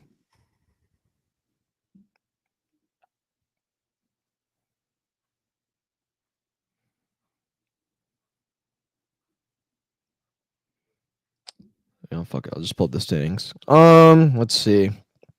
I think Dallas is going to be around somewhere, I say low to mid-teens. Yes, I mean, he ain't going to be around by then. No. I mean, it's one of the things where you don't really see a lot of, like, there's not like a crazy need for any team to grab a running back besides y'all right now, but with just a crazy talent like him, I don't see anybody passing him up whether they need it or not. Yeah, I would say. Obviously- Go ahead. I would say obviously your teams that need QBs and shit they're gonna go for that first, but like the teams that don't right now, he's just one of them generational talents you don't really pass up. That's true. I mean, really, Dallas is going to be the number one team that needs a running back in the offseason. I think theoretically, the only other team that's going to need a running back, theoretically, I would say, I don't know, Jacksonville maybe. I don't know what the situation with ETN is going to be going into the offseason. Or I guess, I mean, they have Tank Bigsby as well. Can't pronounce the name. Cleveland Browns, I don't know if they're moving away from Nick Chubb. But New England Patriots, they have Ramondre Stevenson. They got Antonio Gibson as well. So yeah, I mean, I would say Dallas is gonna be the number one landing spot, but who knows? Now I do say that I say it pretty much, I've been saying it since the all throughout our college football talk. RJ Harvey, I think he'll be a really great fit in Dallas. He's UCF's all-time leading rusher. He is tied for the most touchdowns in team history. He just holds a legacy there at UCF. So I really think that he would make a great asset to the Dallas running game. But yeah, so that right Coach now is having a little bit of technical difficulties getting back in. He's working on it. Oh, no worries. And it's just not a good night for technology. Yeah, I know, right? Oh man. So what do you think about I hadn't heard anything about this kid. Now all of a sudden he's all over my social media. This white boy from Arizona State. Yeah. How do you pronounce his last name? Oh, hold on. I'm gonna Scatbo? Scatbo? let me hold on 1 second. Excuse me. By the way, I they're hadn't ranked- heard anything about dude, and now all of a sudden he's all over my shit. Highlights all over it, him talking's all over it, his confidence Right. is everywhere. Like he's everywhere right now. Here, I'm pulling up his name. He said the first clip I saw where he said he's the best running back in the country, and that's why he did the Heisman pose. Scatabo, yeah. Yeah. So And I mean, the then- kid's insane. And you know what? Speaking of Arizona State, I'm trying not to jump the gun here with Coach trying to get back in, but Arizona State was projected to finish last in the Big 12. And look at that; they just won that Big 12. I mean, they just had a historic rise. They went 11-2 this season. Iowa State also had they had a great season. I believe they had the first 8-0 start in team history. So I mean, that was a great Big 12 championship. Arizona State comes out with the win, 45-19. I mean, they put on a clinic with Iowa State. But yeah, just overall, I mean, it's exciting to see, someone that's not like Oklahoma and Texas now that they've moved on to the SEC. So definitely, it's going to be, I think the Big 12 will finally be up for grabs each year. I would like to. I would say. Speaking of that kid, though, I really like his running style. He's that downhill, gritty. I'm gonna hit you before you hit me. Like I like that kind of run, and I think that I like the way he plays. Like I said, I never heard of him until today. Mm-hmm. So I was like, who the hell is this kid? But like, right. But that's another great example of social media, man. He made that one comment, it went viral, and now his clips are everywhere. So I think he'll be when he decides to enter the draft. I think he'll be he's gonna be golden. I did not get a chance to watch this game. The only game I really got to pay attention to was the Georgia and the Texas game. But when Maryland won Big Ten, that was crazy. All right, get the fuck out of here. fuck out of here. Oh my god. You know what? I'll buy you whatever alcoholic bottle you like, bottle of alcohol you like when Maryland wins the Big Ten. I like to throw. I have to throw something about that every episode. I mean, did you see them stats they put up in that game? It was crazy. It was wild. Who Maryland? Yeah. Oh man. Yeah, Let's I don't know. I would assume just go ahead and start going on like normal. Unfortunately, just Gotcha. because, Coach will make it in. Yeah. Coach will make it in when he gets a chance. Oh man. Might be making a bid to move on to the ACC. I'm just playing. I'll wait for but speaking of, I'll wait for Coach to talk about the ACC game. But let's talk about the Big. Let's go to the Big Ten real quick. Number 1 Oregon State taking on number 3 Penn State. Oregon comes off on top, 45-37. It was really pretty much a back and forth game. Lots of points scored, very high scoring, and you really thought that Penn State was going to come out at the end, but Oregon was able to hang on.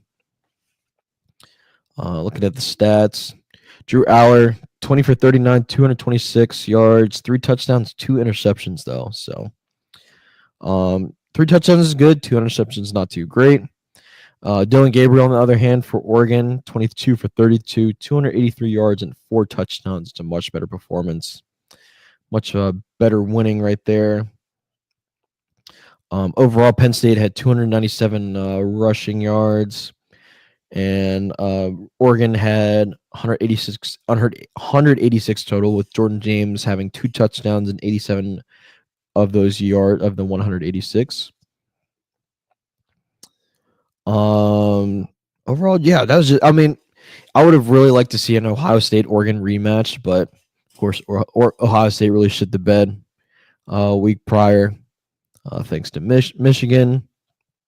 So really, just overall, it was still nice to see Penn State. They've been playing tough ball this year, so it was really great to see Penn State on the Big Ten championship and new team Oregon. So.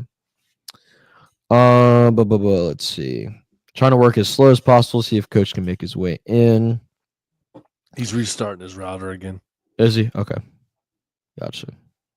I don't know. I didn't see. Is he messaging in the chat? He's messaging in. Oh yeah, on Facebook. Our chat. Okay, gotcha. Yeah. What were you gonna say? I'm trying to think of what we could talk about. Like slow, he says, tiptoeing, trying to stay away from the definitely. big games until he gets back. Oh, I know he was like so excited to talk college too. Oh, we can look ahead. Let's look ahead to this week real quick. We got America's game. It's be actually held it up in Landover, Maryland. It's at Northwest Field this weekend. We got the annual Navy Army game. Army is playing some really good ball. By the way, they just won the American Athletic Conference this past weekend. So at an 11-1 record, they knocked off Tulane. Yep, they knocked off Tulane 35-14. And what do you think? I haven't watched much Army ball. I don't know if you have either, but what do you think their key is to being 11-1? Honestly, I haven't really watched them. I saw their names pop up a lot, but I haven't had a chance to really sit down and watch a game. I intend on watching this one, obviously. Oh, absolutely. But, I enjoy. This is one of my favorite games. I can't wait to see the fits. Oh yeah, I'm so. Do you have good internet to pull up the uniforms? I can definitely try. Sean said running damn ball. Yeah, I mean Navy's usually good at that, but Navy's 8-3. Coming in. But yeah, I remember we discussed the uniforms, and not too soon after we on one. Yeah, I think it was the Navy ones, but then the Army ones came out like right after, or it might have been vice versa. I think we talked about the Army. It was ones. vice versa, but we pulled up both. Yeah, both of them are fire. I'm pretty sure this is one. Of course, it's Under Armour too, because Under Armour superior. Oh yeah, Under Armour likes to. I mean, that's crazy. that's fire. Yeah, that's a dope ass little setup there. And then obviously, so I was trying to find a better one than this. Yeah, the true You can Black see Knight it, but you uniforms. Yeah. Yeah, I was trying to, but they don't have a really good. So we'll just have to wait just have to wait for Saturday. That's the uniform is fire though. That shit's Yeah. crazy. That's clean. Hey, that's kind of dope too. Is Nike versus Under Armour because Nike Yeah, did theirs. that is true. That's dope. Oh yeah, 100%. What would you say? What would you say a bigger game is? Michigan, Ohio State, or an Army Navy? I mean, that's kind of a bad comparison, but Traditionally, it's hard to even say that because it's traditionally both. You know what I mean? So it's Right. like I would say the viewership's probably better for the Michigan and Ohio State, just because those teams are at the top of their respective. You know what I mean? I wouldn't say Michigan was this year. I mean, they kind of fell apart. But their fan base, they're Oh, okay. always We're talking somewhere fan base, yeah. talking. Yeah, fan base wise, I just feel like you got two of the biggest schools that people everywhere like. I mean, Yeah. there's Michigan fans here like crazy. So I mean, you know what I mean? Obviously, being in the Northeast, I'm not too far away from Michigan or Ohio State, but I see more Michigan fans around here than Ohio State. But there's a good bit of each. Actually, somebody from my work went down to the Alabama game. Oh, real to the Iron Bowl. And they obviously what happened as far as that goes. I don't think it was the Iron. I want to say it might have been the week before. Oh, are you talking about when they went to Oklahoma and then got beat the fuck out of? Yeah, I can't remember which game, but it was cool because it was like a bucket list thing. You know what I mean? True. Because they had always wanted to go down there. he said Army and Navy because it's the only game on. I mean, that is true. That is true. It's the only game we get to look forward to. While we're waiting for Coach 2, I want to ask you this, and I'll ask Coach this when he gets in here. With the new structure of the college playoff, do you think it kind of demotes like the hype about the bowls, or do you think bowls have just been going downhill every year? I think that there's just so many of them. Yeah, there's too. I think they've cut back a little bit. But that's the thing. It's like there's so many bowl games, and when you water down something, it just takes away the significance of it. Yeah, that's true. Like You got this game Bahamas Bowl. It's like I didn't realize how many there were in the current spectrum until I played the damn game. I was like, damn, they added this many fucking bowls. Like that's crazy. It's fucking. There's insane. bowls. I'm like, I don't even know what. I know, right? Like mozzarella dip bowl and like yeah, suck my left nut bowl. Like I was like, what the fuck? Coach hasn't read the message, so I'm assuming he's still trying to figure it out. Right. But yeah, At this point, I say we just keep moving. If you got to talk about the big games, we'll come back to it as well. We'll circle back to it. Let's go into the SEC championship. We had a thriller. I mean, talk about a great game. We had Georgia and Texas. Georgia comes up on top. They beat the Longhorns 22-19. A lot of people really just did not have faith in Georgia. Was I the only one that went Georgia on this podcast last week? No, I went Georgia. I went Georgia. So it was us versus. Yeah. I think Coach went Georgia as well. I thought Coach went Texas. We'll ask when he comes in. Maybe but not. Maybe it was the chat that was going Texas. I think it was the chat because basically Georgia had home field advantage here. They're playing essentially. We talked about that. Yeah. That was kind of a huge deal having home field advantage. But yeah, it only took them one overtime to take the lead. They turned it over with about 2 to 3 minutes to go in the game, something like that, and they allowed Texas to tie the game, but yeah, overall, just that's great SEC football right there. Yeah, it was a good game. It was definitely a good game. That was the game I watched the most out of this whole entire weekend. Looking at the stats. Oh, and also Carson Beck was also hurt as well, so that's that'll be something to keep an eye on going forward. Carson Beck 7 for 13, 56 yards. Gunnar Stockton came in for him, 71 yards, 12 for 16. Didn't have any touchdowns. Trevor Etienne, who is the one who carried the offense, 16 carries, 94 yards, and 2 touchdowns. On the Texas side, Quinn Ewers had 27 for 46 passing attempts, 358 yards, a touchdown, and 2 interceptions. So, not the prettiest performance, not the worst performance. Quinter,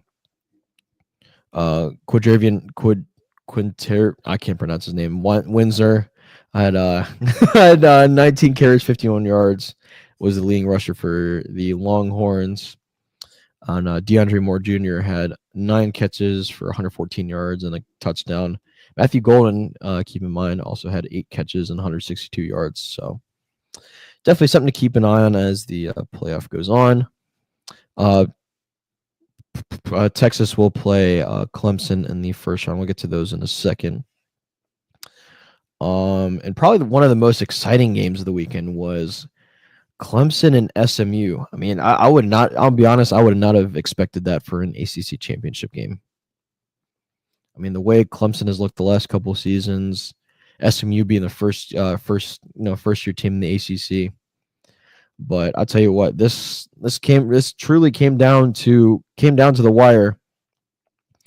SMU takes the lead with, I'm pulling up right now. SMU takes the lead with pretty much 16 seconds left in the game. Kicks not the lead. He ties it up, and Clemson they power down the field, and Nolan Hauser kicks a 56-yarder to beat SMU at the buzzer. So Clemson, number 17, Clemson takes down number 8 SMU, 34-31, and however, SMU does hold their position in the college football ranking, so they will go to Penn State for the first round of the playoffs. And quite honestly, I think Penn State's gonna pretty much run them out of there. Penn State, it's a hard place to play. You got 110,000 people, and it's a whiteout too, so that's a talk about a huge distraction there. But yeah, I tell you what, that Clemson SMU game was nitty gritty down to the wire. I'll let when Coach gets in here, I'll let him talk about whatever he needs to. We'll go on to the playoff bracket. We'll go on to the official playoff bracket. So, your top 4 are going to be number 1 being Oregon, representing the Big Ten. Number 2, Georgia representing the SEC. Number 3, Boise State representing the Mountain West, and number 4 is Arizona State representing the Big 12. All right, so first round college playoff games you got on Friday the 20th. You got this is probably going to be my most exciting game. It's going to be Indiana versus Notre Dame, and I tell you what, this is probably the greatest game in Indiana sports history, the state of Indiana's sports history. I mean, this is going to be such a huge game. Hey, we deserve to be here. Okay. Yeah. Let the place speak for itself. You know? Indeed. So, I mean, that'll be a great game. Notre Dame's favored by 7.5 right now, but we'll see as we get closer. Saturday, we got Penn State hosting SMU. I'm going to say it again. Penn State's probably going to rock SMU shit. I don't think they stand a chance. SMU's been playing really good ball, but I don't think they stand a chance against Penn State. Yeah, Sean brings a good point. The reason why SMU has a chance is because Franklin can't coach in big games. That's pretty fair. Looking ahead to Saturday the 21st, and we'll talk about these more next week as well as they get closer. Number 12 Clemson, the last team in, goes to number 5 Texas. Now, I'm kind of scratching my head at this because Clemson's obviously coming off a nail biter. Texas is coming off also a nail biter that they pretty much should have had. So it'll be interesting to see if Clemson is able to go to Austin and come out with a dub. And then to wrap up first round college playoff, we got the Vols of Tennessee visiting Ohio State. That's an exciting game too. So all in all, it's been a fairly exciting college football season. Still more to come with the playoff coming. Bowls, bowls are bowls, and not really. They see, and my other thing too with the bowls is people who are declaring for the draft or potentially entering the transfer portal. They're not even going to play, so it's just really just kind of the air is sucked out of the team at that point. It's cool that it's cool you get to say, oh, we went to a bowl, we get to travel to so and so city, but at that point it's just cool. Yeah. I get to see my team play. At that point, it's just I get to see my team play one more time. That's really about it. And it gives a chance for those seniors that aren't doing drafts, that aren't pursuing a career in the NFL. Well, yeah, they have that chance to play one last game. Exactly. I mean, exactly. that's always that's a tough moment for any sport athletes, football athletes, especially if you're in that position where you're not going to be playing anymore for whatever reason. They just get that last game out. So, coach is actually having technical difficulties to the point where his internet's not working at all. He said that he had to call them. He's on the phone with them. That's crazy. crazy. The internet took a complete shit. So total shit. Yeah. So, Yeah. Honestly, we can talk more college, or we can jump into the NFL, do our segments. We can always bounce back if coach wants to talk about anything specific. But I mean, not just keep let's rolling. see. Who? Well, last but not least, going back to the Army Navy game. Who you got?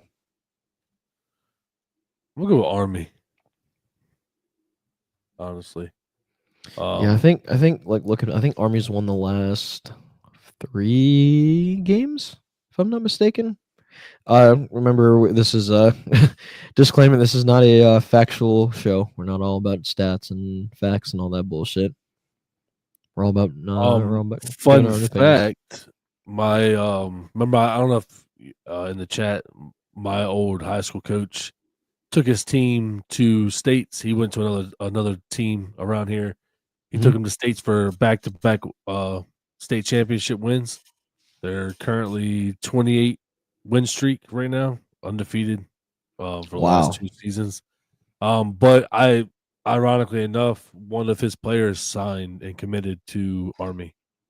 Good shit. He'll be going and be playing for the Black Knights next season. He actually had I didn't get a chance to really look at his page like that, but I saw he had a couple players signed to some pretty big schools, so it's exciting, especially for around here. Yeah. Oh yeah. So I mean, we have some good talent that comes from out here, but nothing consistent. He's been able to consistently put kids into good schools. He started with his son that was the quarterback for the last year's state championship team. He went to Vanderbilt, so he was there this year. He was there this year when they played. It's a good place to play in Vanderbilt. A lot of people underestimate that. I say the 2 places that people very underestimate, playing football at are Vanderbilt and Georgia Tech. I mean, Georgia Tech, they like to play spoiler. I mean, they spoiled Miami this season.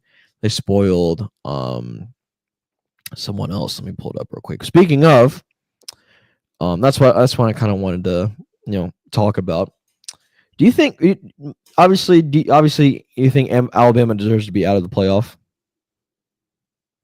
And in the chat you can debate on this as well. I said this last week. I was surprised they even made it.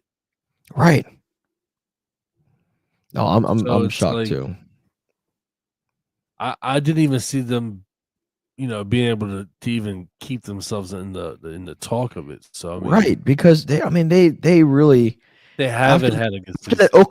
that loss to Oklahoma, that basically just like put the nail in the coffin right there. I just felt like they had a very back and forth season. The culture shock of that organization period's been crazy this year. Mm-hmm. It's Right. just it's a completely different environment, completely different team. It's just crazy how and I get it's the head spot, but one key change has this domino effect on everything. Mm-hmm. It's a whole different team when you look at them. No, 100%. Nothing's the 100%. same. Nothing's the same. Play style, culture, the team structure, everything, the way the players act, everything is different. It's bad. they're gonna start spiraling here in the next couple of years. I mean, you look at Michigan. Michigan had a terrible fall this year. They're used to being, they dropped out of they haven't been out of the top 25 in several years now. So that goes to show how important that head coaching spot is. Not even just about them being a good coach; it's about what they bring to the team as far as how they motivate the players, how they get the players to act and react, and it's more than just being a coach of the sport. It's being a coach of life and everything. So. Absolutely. Speaking of coaches, UCF did hire Scott Frost over the weekend. They are bringing back Scott Frost, who led them to their one national championship back in 2017 against Auburn. So it'll be exciting to see invite Staff Frost back, and very exciting as well. Scott Frost brought. Give me 1 second. I'm pulling it up. Pulling up the full article.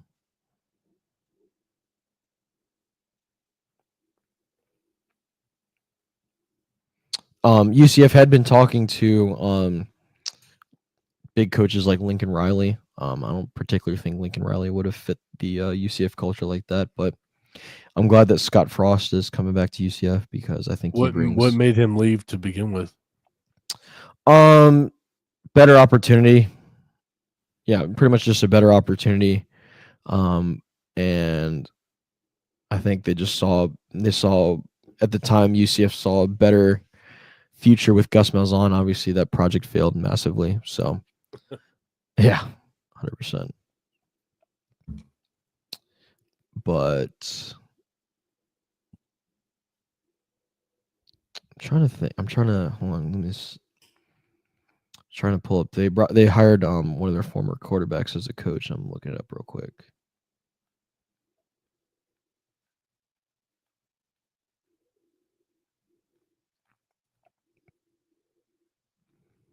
Mackenzie Milton. So Mackenzie Milton is coming back, and he's been brought on by Scott Frost as their new quarterbacks coach on the coaching staff. Their coaching staff. So definitely a bright future ahead for the UCF Knights.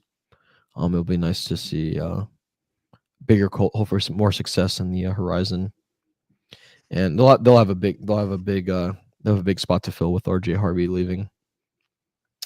But we were talking about Georgia Tech. Georgia Tech, week 1 they upset Florida State over in Ireland. That was kind of the start of the fall of Florida State. They upset Miami a few weeks back, and then they one game I forgot, they almost upset Georgia. Took them to 8 overtimes, but Georgia ended up. That's crazy, bro. 8 overtimes.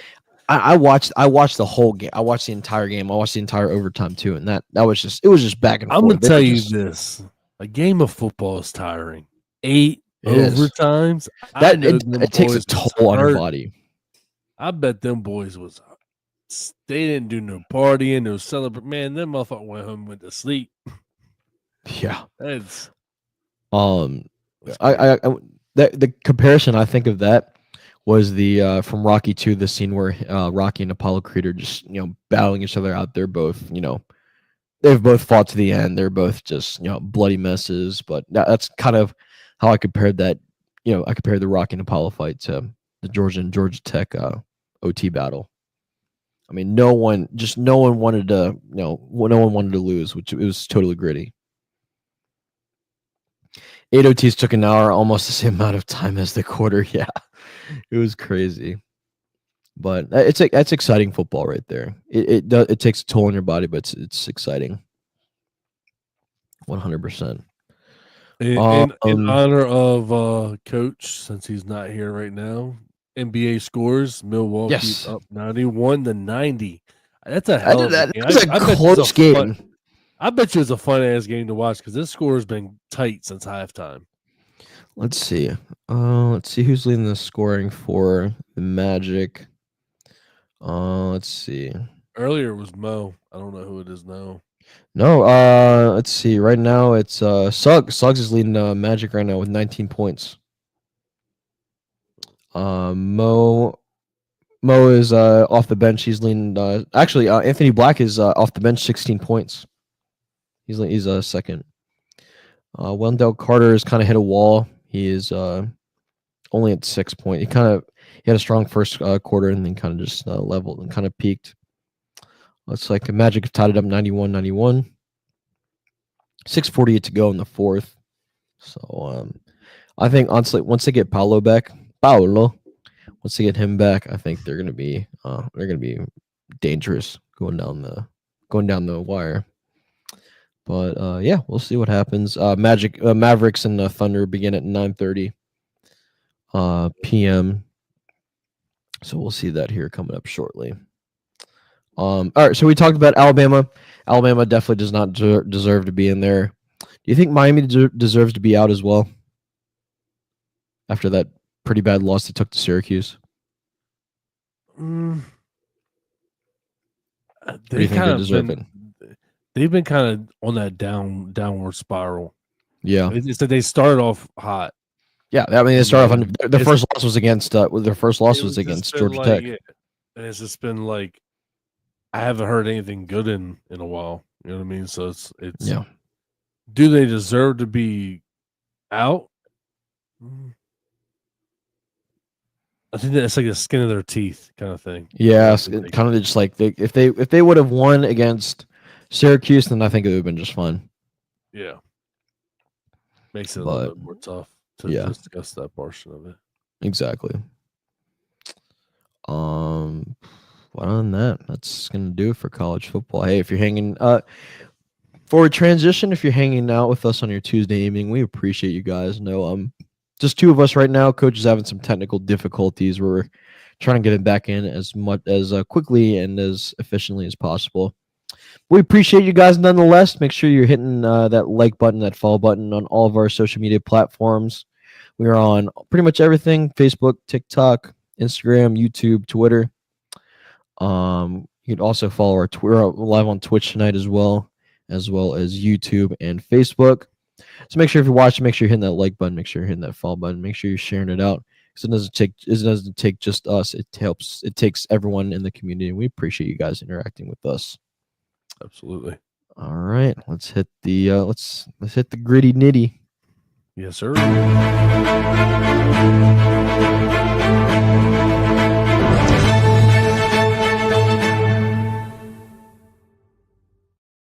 Now, my question is, where's Sean at? I know he's been waiting for it.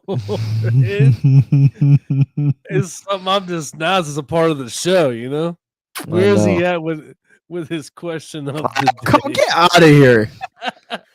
Where's he at with the question of the day? Come on! It's part of show tradition. It's part of show tradition at this point. Why you gotta do it to me, man? Why you gotta do it to me? He'll be in. There it is. It's part of the tradition now, baby. I can't wait till the season's over at this point. Go on, cue up you know how many times I've said that? Go on, cue up Cowboy Nation. Go ahead.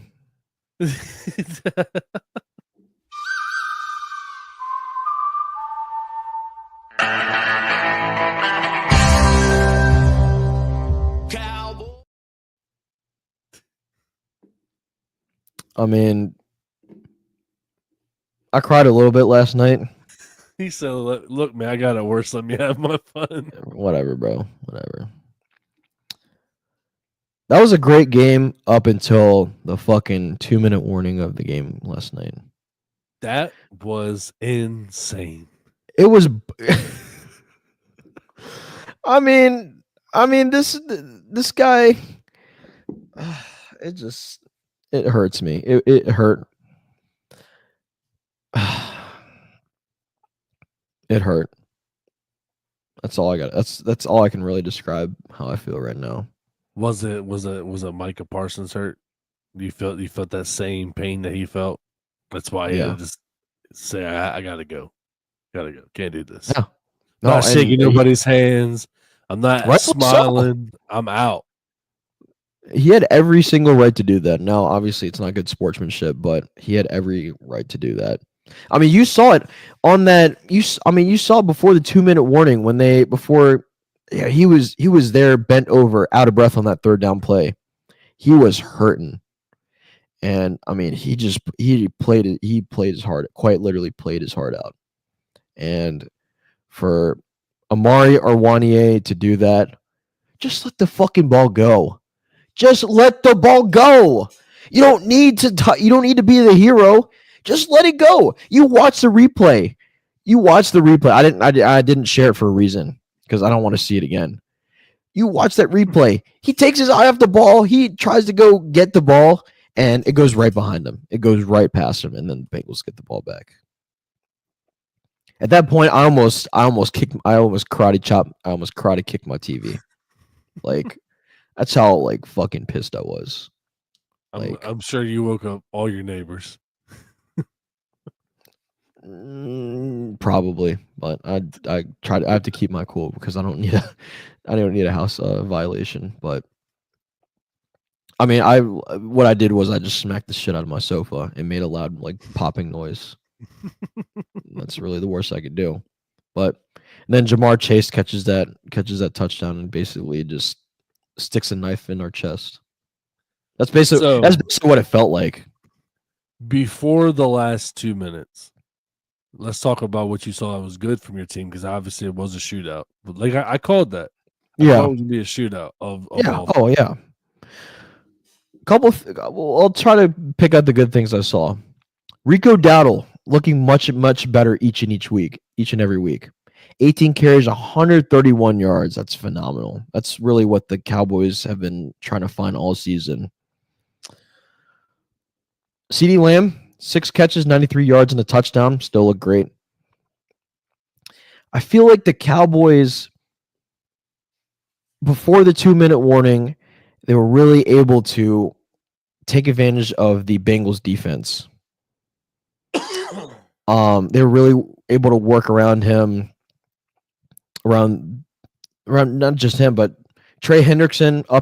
Trey Hendrickson is really basically who I'm referring to. Trey Hendrickson only really had 1 sack, and that was the very last sack when it was 4th down, or on that last drive that the Cowboys had. Other than that, that's really the only. I mean, it was nice that the Cowboys were driving into the red zone. They were able to score in the red zone again. It was nice to see Brandon Cooks have a touchdown catch again. He only had 3 yards. That was really his only catch. The only thing he did that game was a 1 touchdown catch for 3 yards. But yeah, Rico Dowdle basically carried the offense for the Cowboys. Cooper Rush, keep saying it every week. He's not a starting quarterback. He is a backup for a reason. And honestly, y'all need to start thinking about that too. Like, is he your guy? Because Dak has had a history now of getting hurt. Do you want to start looking at a better backup? Well, and the thing is, you still have not given Trey Lance a true shot. Yes, he's played multiple preseason games, but preseason, you can't tell anything in preseason. So, if anything, now is the time Now is the opportunity to start Trey Lance this week Yeah. and going forward. What do y'all have to lose at this point? Exactly. There's nothing. We lost draft capital. Right. Yep, I'll say you lost draft capital, so why not give him a shot? It doesn't Exactly. matter at this point. It doesn't matter. So why not give doesn't. that shot? It doesn't. And if you're looking for a rushing quarterback, Trey Lance is your guy. Cooper Rush is not your guy. He can't run. Trey Lance is a mobile quarterback. It is the next closest thing to what Dak Prescott is. And if you're looking for, like I said, if you're looking for a running game, Trey Lance has that. Give him the opportunity. I don't understand why they're not. And it's his last season too. So for all I know, both quarterbacks are probably going to be gone next year. So basically, you just wait. You wasted draft capital for what? That's what I'm saying. For someone who you didn't fucking use. So I really question the coaching staff and the front office of the Dallas Cowboys for giving up draft capital for this guy. Mm-hmm. Because yes, he tore his ACL tear back in 2022, probably ruined his career. But before that, he really had an opportunity with the 49ers.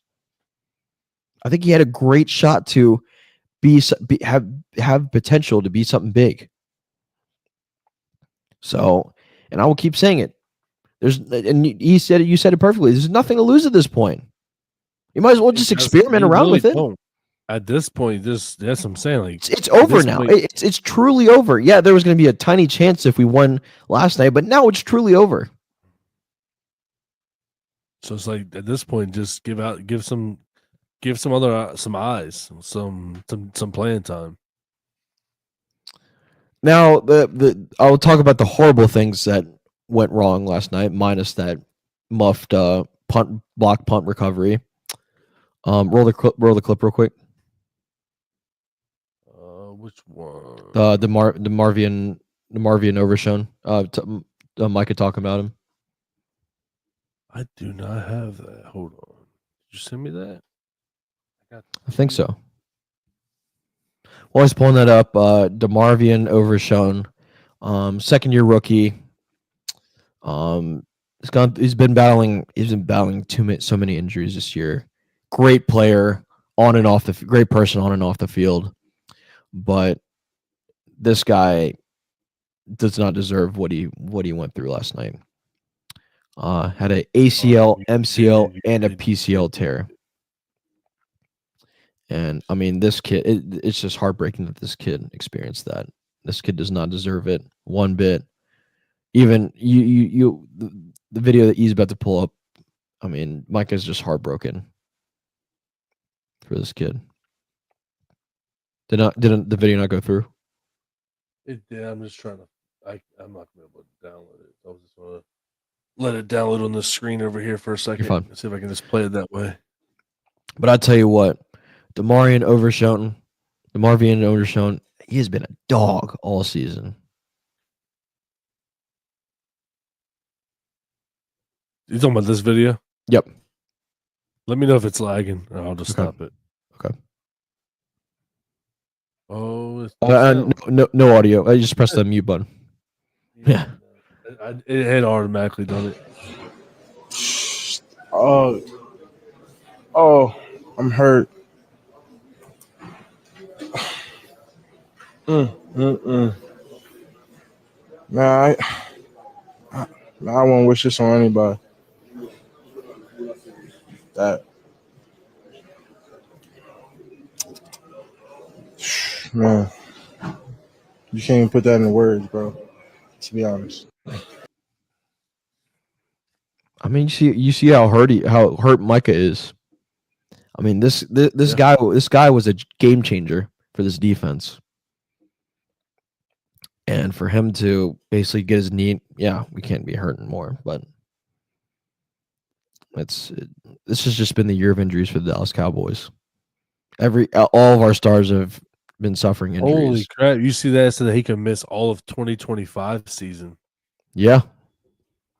That's how bad he tore his ACL, his MCL, and his PCL.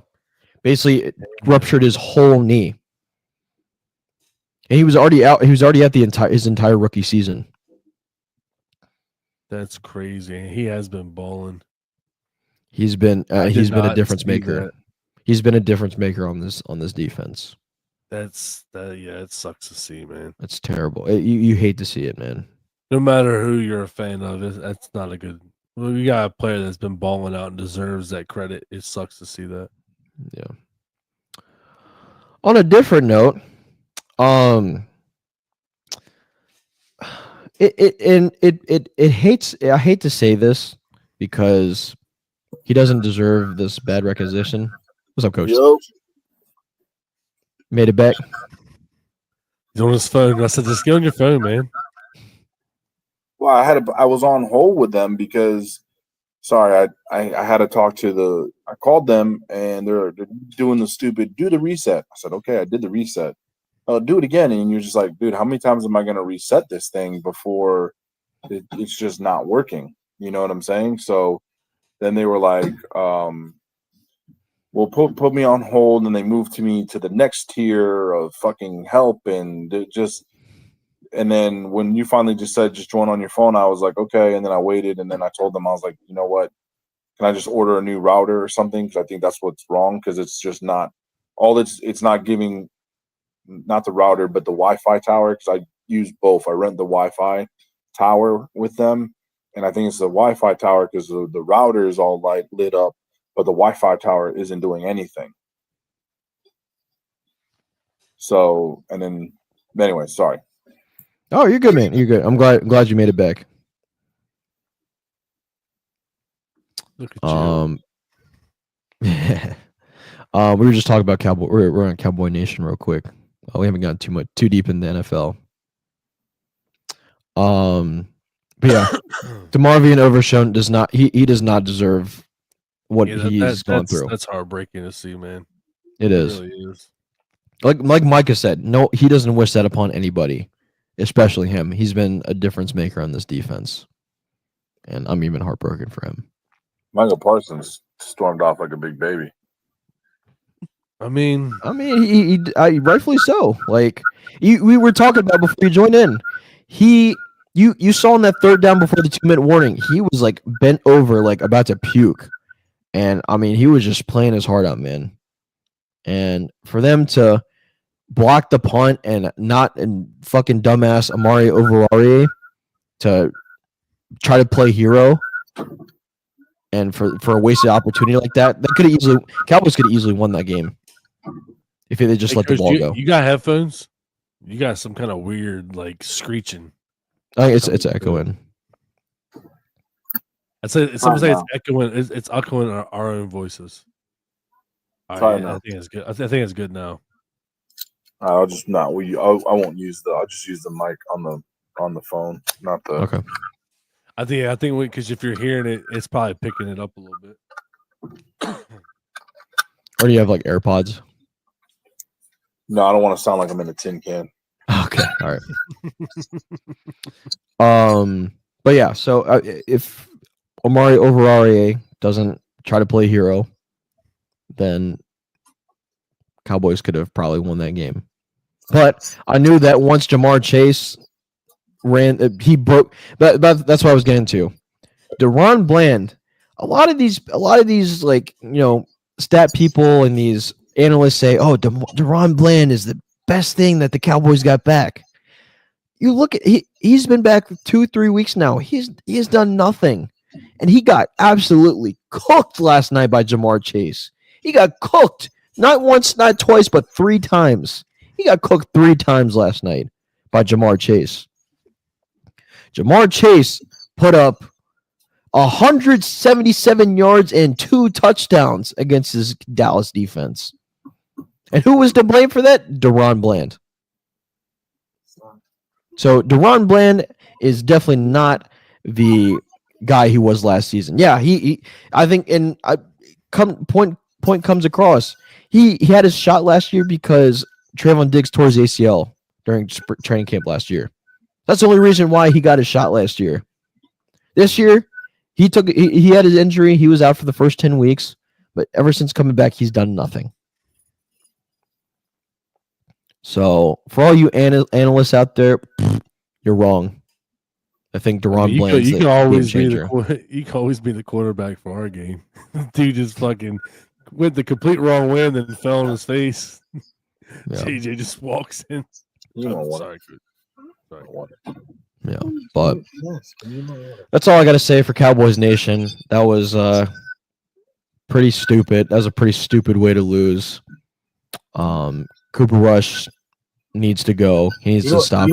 I'm not trying to add fuel to your fire here, but it's like, remember when we would always talk about that's a Bears way to lose? That's a pretty Cowboys way to lose. I think y'all took the Bears way to lose and turned it into the Cowboys way to lose. That's crazy. That's all I saw on my feeds today was just, oh, the Cowboys suck. The Cowboys found a way to lose. It's the Cowboys. Cowboys were cowboying. Like Cowboys were cowboying. Yeah, it was rough. Only the Cowboys would lose like this. I had, unfortunately, and this, I know it sucks. I was a little excited because I had the article pulled up that apparently Detroit, man, they got a lot of their guys coming back that were like injured and not at 100%. The Detroit Lions. Yeah, let's talk about that's it. The Cowboys Nation is the only thing we've done so far. So let's get into that Detroit Packer game from Thursday night. Oh yeah. So I mean, talk about a great game. Coming out of the wire, Jake Bates hits a game-winning field goal. Lions win 34-31. Coach, take it away. No, it was everything we thought it would be. You know, not for nothing. It was everything we thought it would be. I thought it would be a little bit more of a lead. Not gonna lie. I think I had mine was like, what was my? I can't remember my score. I wasn't able to do the thing. I think it was like 34-27, something like that. I think mine was, but pretty close. Still close, yeah. But man, let me tell you something. That fight between them, that was a great NFC fight, man. That's like kind of like those stoic bouts.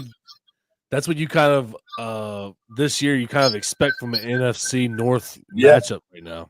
It's not like you can, and it's not like you can say that Green Bay looks like shit. Green Bay played like blah blah blah blah blah, and Green Bay is overrated. No, Green Bay gave the Lions a run for their money. And the Lions gave Green Bay a run for their money. I get it. The Lions are a better record, but Green Bay still has a really good freaking record. So it's not like you don't leave that game. If I'm a Green Bay fan, I'm not upset. That was a great game. You played the number 1 team in the NFL. And now, granted, you're like the number 5 team in the NFL, so it's not like you're that far off. And I'm not trying to throw a shot at Green Bay at all, saying they're like number 5. That's just like a random number that came off my top of my head. But that battle, man, oh man, it was great. It was such a good fight. It was such a good game, man. And to come down to a kick is awesome. But what I'm saying is, I heard Detroit now. I thought I saw something. I had it on my laptop, but my internet it crashed that whole stuff and just. I can't pull it back up. I thought I saw that they have like 5 starters on the defense coming back. Maybe not starters, but just their key players. Key players are coming back. Yeah, exactly. Yeah, it says here. Hold on. It says Detroit Lions are one of the most, if not the most, injured team in the NFL this season. So head coach is offering up a bunch of injury updates on Monday. It says among the less vague updates, Campbell said left tackle Taylor Decker, linebackers was it Alex Anzalone? Is that how you say his name? Anzalone. Anzalone. And Jalen Reeves Mabin, wide receiver Raymond, cornerback Rackshaw, safe. It's like 7 players coming back this week. Yeah, that's what I'm saying. Like. They're playing like this with all these injuries, man, and now they're going to have some of not like we said, not their star players, but just some key pieces that they've been missing, and now they're going to have them back. That linebacker coming back is going to be huge for them. He's a dog. He's a dog. Yeah. And I believe they're going. This next game's going to be they're wearing the black uniforms again. Oh, Yeah. fire! Against the Look it that's up a for me real great quick, game. one of y'all, if you could. I'm on my phone. I can't look it up, but I believe this next game I saw on I believe it was their social media on TikTok that they leaked or said something. It was on one of their social media platforms. The Detroit Lions going with blackout uniforms for Week 15 versus Bills. Dude, I gotta watch the game. I gotta watch the game, dog. It's I see that we're breaking out the Winter Warrior, the all whites for our game this week. Love the whites. Love the whites. Yeah, I saw that because I saw one of their posts says official Winter Warrior week. The Bengals whites are awesome. The Bears whites are awesome. The Vikings whites are awesome. They're just so clean. They're clean. So clean. It's something different. It's something different. Even the Green Bay, especially for us, bro. Because if you think about it, the Vikings uniforms over the years hasn't really changed that much after the one set. When AP was on the team those years, it was completely different. But other than that, since that time period, our uniforms haven't changed very much over the years. So we're always it's good to see something new and fresh. Right. Like I've been waiting for us because every other team's starting to reinvent different colors and shit, and we just haven't. We just been sticking with the same old. And it's nice to see us have and really the only difference is we're adding a little silver to it. We have a white helmet. It's not like it's crazy, but it's different. It's clean. It's just clean though. It's just like you got a picture of it. You want to put it up for everybody? The whites. Always pulling it up. I think that I was a really big fan of the Ravens all purple. Yeah, that shit was fire. What y'all think about the game though? I know I kind of hit on the Green Bay Lions game, but you guys give your take while he finds a photo. Yeah, I mean, here's a photo right here. I mean that is clean. Yeah, look at that. That shit's fire. Yeah, that's it right there. It's nice. It's nice. Like I said, something different, something new, something for us to. And bitch just clean. Just because I said we've been the same for so long. Absolutely. E, what's your take on the Thursday night matchup? What's Thursday night matchup? My bad. I wasn't even. The where we're talking about the Packers line. I think from my. Oh no, I love the game. I thought it was, like I said, it's what you expect with the NFC North this season. All the teams are playing tough ball. It went down to the wire. Both teams look good. Love looked great.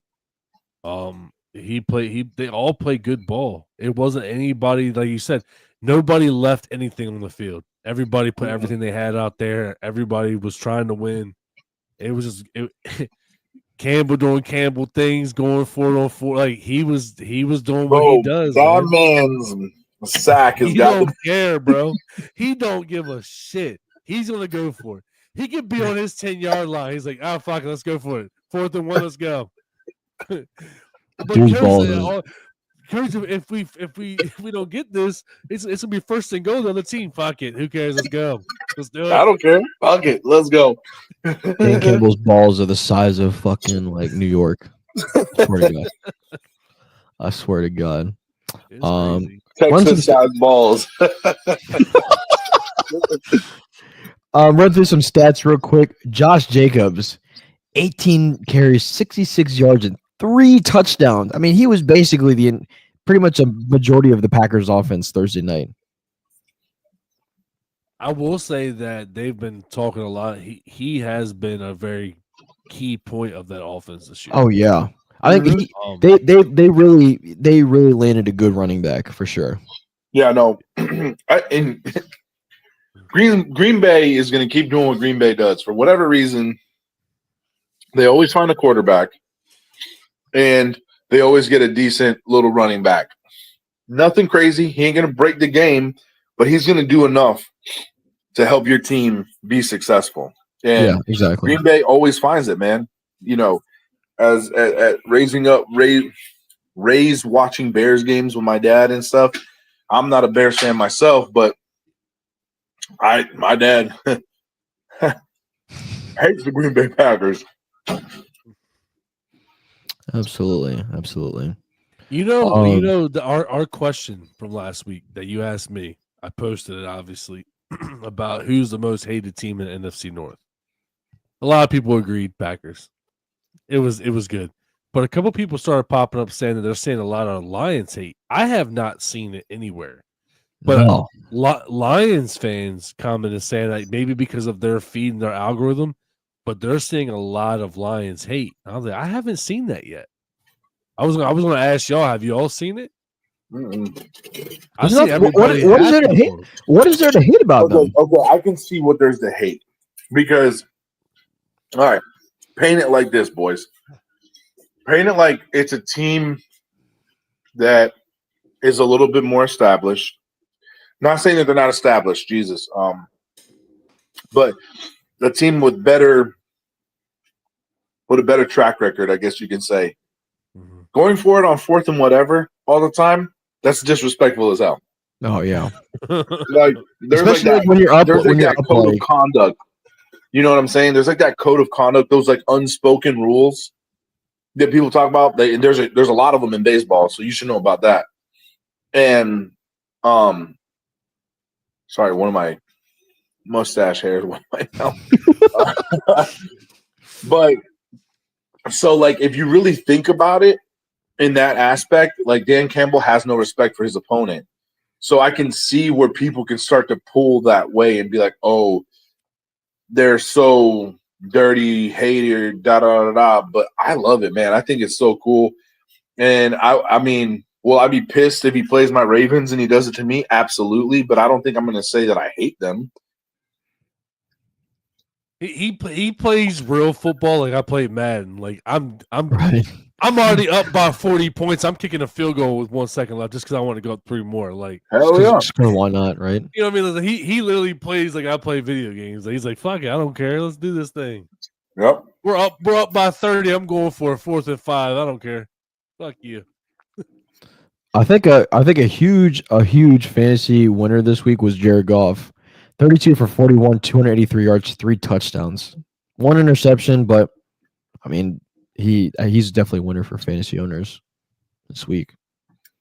Yeah. Um, Why don't you guys check my score real quick? You made the play. I can't believe you made the playoffs. Dude, I didn't even Why do don't fantasy. Why don't y'all check my score and check my quarterback? I want to look real quick. Oh, who let's pull it up real Who quick. was your Hold on. quarterback? Pull it up, E. Pull it up, E. I'm pulling. I got it. I didn't even look at fantasy this week. I know for I a know. fact that I know in my other league I had Derrick You Henry still starting. won though. You still won though. I know I how you still won. Yeah, you still won. Oh, fuck. 173 to 135. You had Sam Darnold.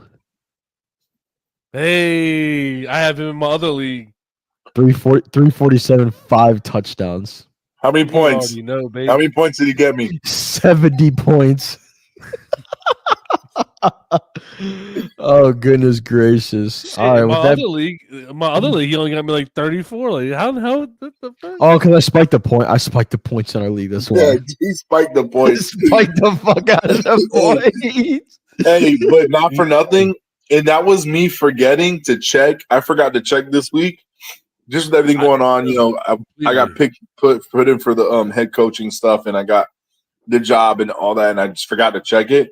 That's with Mixon playing, and they didn't play. You know what I'm saying? So I could have scored even more points. I could have been in the 200s. That's what I'm saying. That's Easily. like my other league outside of our league. In my other league, Derrick Henry is starting, and obviously over in the bye week. That's how much I paid attention. All right. Speaking of Sam Darnold, you ready for that? Ready for that SKOL Chant? Actually, you know what? I'm gonna play this Lions clip. real Oh quick. yeah. Go for it. Go for it. It's I'm pretty sure it's just like highlights from the game. So Yeah. Go for it. Makes the grab on the move, tackled at the 38-yard line.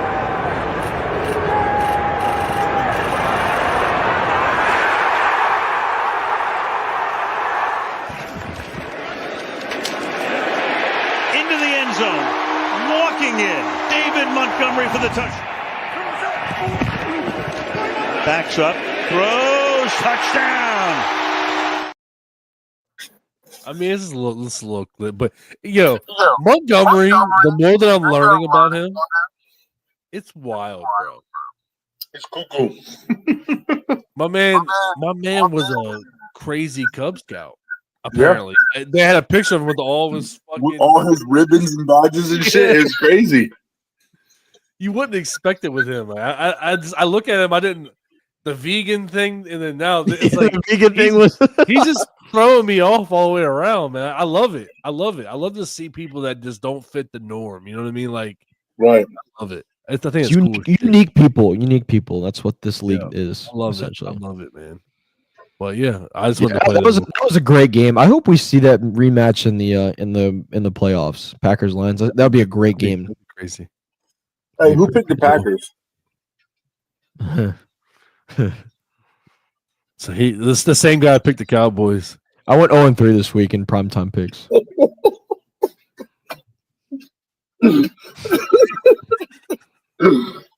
You had a good run.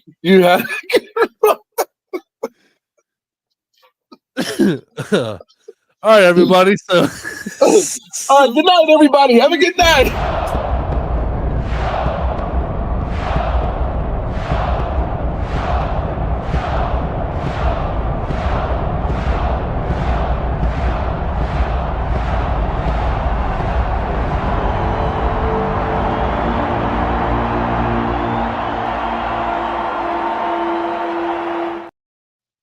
All right, everybody. Now, obviously, I Hey, didn't by the way, have Uncle Lathrop in the house. How you doing, sir? What's up? I didn't even see that. So with this game, obviously, I didn't have a chance to watch the full game. Unfortunately, I'm not going to speak on why, but I was able to go back through and pick a lot of pieces. I didn't just watch highlights. I found ways to watch other key points of the game. So I got the good the full rundown. So it just sucks I wouldn't be able to watch this dominance live. It was like, man, we finally put all the pieces together. We look great. Darnold went, obviously, 347 yards, 5 touchdowns. I don't think he's done an interception in the last 4 or 5 games, which is crazy. Yeah, something crazy Darnold like that. that. Run like that. So it's he's been a great asset to the Vikings. Yeah, it's crazy. And I do want to ask this question before I get into the rest of this. The discussions came about, should the Vikings pay Sam Darnold? And I don't want to speak on it. I want y'all to speak first. Because I'm obviously the Vikings fan, but it obviously with this little stretch and how good he's playing right now, it's popping back up. Everybody's talking about, should he be paid or should they let him go? Damn, that's tough. That is tough. I agree. That is tough. Do I think he should be paid like everybody else? Well, then you got people like Dak Prescott. Well, it's tough. For his performance this year, yeah, but he's had some washy games. I don't know. That's difficult. That's a tough. By the way, my dumbass decided to bench Jordan Addison in 2 of my leagues. It's fucked. All right, when's his contract up? He's on a 1-year deal, right? He just did a 1 year. Like, he was made to be the bridge quarterback for McCarthy. Right. Essentially. Right. Yeah, I was just saying, because he's coming back next year. And now everybody's saying, like, I mean, with the way he's playing, does Vikings give him a shot, or do they let him go and let somebody else pick up the bill? Because the way he's playing right now, somebody's going to pick him up if we don't. I franchise tag him, see how he does, and then pay him next year. Boom. That's easy. not a bad idea. It's not bad. terrible. It's not a bad. Now, what's the franchise tag on the Because QB? is it a dick move? Sure, but you still get paid pretty good. Well, I was going to say, too, if he starts sucking ass, then you have McCarthy. McCarthy's just going to go right in. Franchise tag quarterbacks, it's $38 million for a year. That's a hell That's of a that's still good money. I'm not mad if I'm him. Like, it might be a dick move, but like 38, I mean, that's more than he's made. And Michael says, damned if they do, damned if they don't. I think so Right. too. I'm 100% there with you because do I think that Darnold is the answer to our quarterback problems? No. Do I think he's playing great? Absolutely. He's playing good ball. He's exactly what we need right now. He's shown that he's mobile. He's able to scramble when he needs to, but he also has been taking a good amount of QB sacks. I think he had 5 last game, 4 this game. He's mobile, but he also he gets got. I remember some of your takes from the SKOL Chant, and there's been weeks where you've been Sam Darnold doing Sam Darnold stuff. So I don't think that he's our answer at quarterback. I say pay him? I don't think we pay him what he's gonna. If the way he's playing this season, he's gonna want a payday, and I don't think that we should do that. At the same time, though, I don't know how is Darnold as a person. Like, is he like, Minnesota gave me my shot, so I'm not gonna go for the throat for a payday. But I feel like he's gonna want that after playing the way he did. He's gonna want it. It's almost like a fuck you to the rest of the league for not believing in me. Now I want you to pay me. I think he's going to want to get paid because, not to bring up your Cowboys again, but you had a guy like Dak Prescott just get a shit ton of money. Yeah, you're right. You're right. Daniel Jones, shit ton of money. I'm just trying to think. I don't know where else he would go. Realistically, I guess. Yeah. Depending on how people draft, I mean, you think the Raiders could use him. Think about I would even say the Jets. Jets need to get rid of Aaron Rodgers. That dude's a dud. Well, he had a stint with the Jets, so I don't know how well he. I don't think he would go back there because Jets talk so much shit about him. Much shit.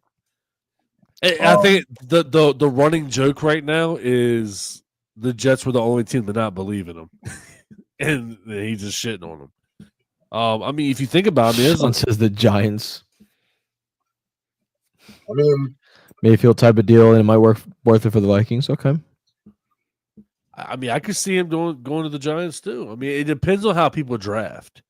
Yeah, because I'll tell you what, Sean, I think Drew Lock is not the answer. Yeah, absolutely not. Neither is Tommy DeVito. No, they're definitely drafting a quarterback. Tommy DeVito's like a meme, dude. That's all he really is. But obviously, Jordan Addison, Jefferson had fucking crazy games. It made everybody start talking about, are they the best duo wide receiver in football right now? Addison had 133 for 3 touchdowns, which is crazy. Justin Jefferson hadn't scored a touchdown, and what they say it was like almost 2 months, and then he finally got 2 this game. He's been putting up 100-yard games, but he hasn't been scoring. Right. He hasn't scored since like week 3. So he put up 2. Hawkinson came in with 45, which is low for him right now. I think he's still building back. Well, he's had some really good games. But obviously with Addison and Jefferson popping off, they didn't really need to utilize him as much. Aaron Jones, he had 73 yards rushing. It's not terrible. Yeah, he had 1 touchdown. Yep. And then that was a celebration where he did the Lambeau leap, but the wall's not as tall, so he jumped all the way into the stands and was standing with the fans like this. Like that was pretty dope. He overshot the wall. It's not as tall. But yeah, no, I mean we look good. We did really well. We did really well compared to this guy. So that's pretty pathetic. So that's what I was going to bring up next. Is on the other side you got Sam Darnold, Jamie McCarthy. Okay. Now on the other side you got Kirk Cousins. You also got Michael Penix. Is it Michael Penix time? Michael Penix, however you say his name. I still say he sits and still continues to learn. Because Cousins, regardless if he's winning or not, he's still going to drop knowledge for him. He's still going to teach him the game. And I think that watching him is going to – I think that this year behind Kirk is going to be great for him moving forward. It's just you finally get a chance to see a situation like it's supposed to be where the quarterback comes in and learns before he just jumps around to the field. He's not going to be forced to be rushed out there. He gets a chance to learn. He gets to take stuff in, gets to practice, gets to build chemistry. I feel like it's a perfect recipe right now in Atlanta for quarterback wise. I agree. I mean, I know it's not the season. It's a season to be grabbed. It's a season to be halved because everybody sucks. But it is definitely worth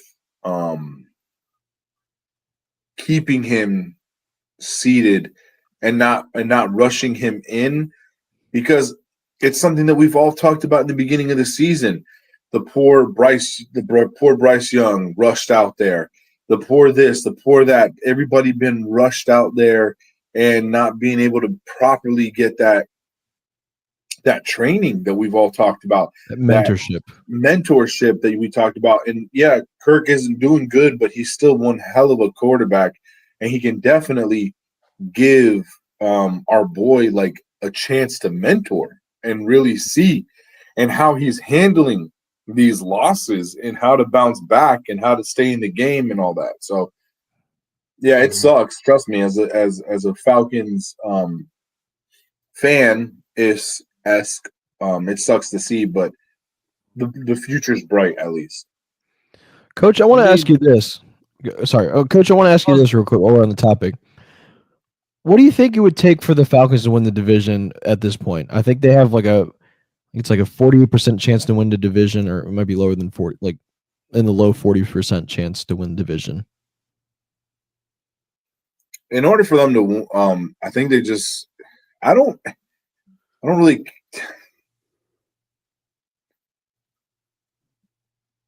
It's hard to say. I have to look at. I can't look at what their upcoming games are right now. I got it right here. They play at the Raiders, they host the Giants, they play at the Commanders and the Panthers. Close it out. So they got 3 easy out of 4. 3 easy out of 4, and then they have the tiebreaker over the Buccaneers. Keep that in mind. I think they win. I think if they win 3 out of the 4, and of course, obviously beating the division you're setting sails there at that point. Yeah, because they're only a game behind Tampa Bay. I mean, Tampa Bay has. Go ahead. Sorry. Say outside of Kirk not throwing a touchdown, I mean, he still had 344 yards. Yeah, Bijan still rushed for 92. Algier still had 63. Mooney had 142. McLeod had 98. Drake London had 7. Stat wise, besides the 0 in the touchdown category, you're like, damn, these guys played a hell of a game. Yeah, you would have never thought they got beat by 21. Exactly. That's crazy. Exactly. Dude, that's insane. Like if you look at their stats, the Falcons got Tampa Bay got next. Tampa Bay has they play at the Chargers this weekend, and then they play the Cowboys on Sunday night. Okay. And then they play the Panthers. They play the Panthers at home, and then they end the season with New Orleans. I can see them go 50% right there. Yeah, honestly, I can see it too. As long as the Falcons just stay, if the Falcons win 3 out of the last 4, which they should, because the teams that you said, we definitely. I'm sorry, I don't have my computer up, so I can't look at all this stuff because I had some technical difficulties with my internet. But I say I can if the Falcons win out. And I mean win out by going over 500. I see them making it, and then they're chilling. Yeah. But I don't see them doing anything, unfortunately. It's the inconsistencies all around, and I'm not just going to blame this on Kirk here. Like, you got to score with those stats and those numbers. Why are we not getting in the end zone? You know what I'm saying? Those are the questions that need to be had and need to be talked about, and need to go over in the meetings. So yeah, it's crazy for a receiver to have 142 yards and not a single no touchdowns. Yeah, that's crazy. I mean, all your touchdowns came from running backs. I mean, right. So y'all had 3. So y'all had to have gotten where in the hell? How you have the fuck? What? Where'd the other touchdown come from? Was it a defense? Was it a fumble or interception? But I don't see a defensive touchdown. So where in the hell? Oh my god! Oh, coach tipped. Oh shit! Here I got it. Hold on. Pulling it up right now. Bijan had one. Algier had one. Oh, and they had 2 field goals. They Oh, must you have know went why? for You two. know They went why? for two. Because yeah, They had to have went for 2. That makes sense. I that was makes like, well, sense. how in the fuck? How in the fuck? Yep. But anyway, But- like I said, for once I know whatever, but I had my own technical difficulties. I couldn't watch any football Sunday. I literally had to. So of course, yeah, that would make sense why I didn't know that. So, No, you're good. You're good. but yeah, no, I mean, other than that, outside of that, we played great ball. We played 4-quarter ball. I finally saw that what I wanted to see, that complete game. It's great, and I love the fact that Jefferson and Addison went off the way they did together. Because there was so much talk at one point. It was like, is Addison gonna be mad that blah blah blah because Jefferson this and that? But it shows that they can both shine, especially when Darnold's throwing the ball the way he did. So it was nice to see. Right. Y'all schedule coming up. Looks like you got the Bears next week on Monday night. Then you have the Seahawks, and then the last 2 weeks you got the Packers, and then the Lions. Our end is the NFC North gauntlet. It's going to be an interesting end of the season. It's going to be great. It's going to be good football. The last 2 weeks are going to be insane.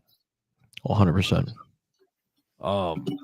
Yeah, I'm not looking past the Bears. I'm not looking past the Seahawks. I think that obviously they both can put up a fight, but I just can't wait to watch the Packers and Lions back-to-back weeks. It's going to be some good football played, especially right now with Darnold playing the way he is. That's what makes it even crazier right now is that he's on a hot streak. So let's hope he can continue it. But unless y'all have more, I'm good with that on the SKOL Chant. I have one video to end the SKOL Chant segment. Go for it. This man right here single-handedly saving NFL celebrations. Let's just get a little compilation of my boy Cam. Let's kick it old school.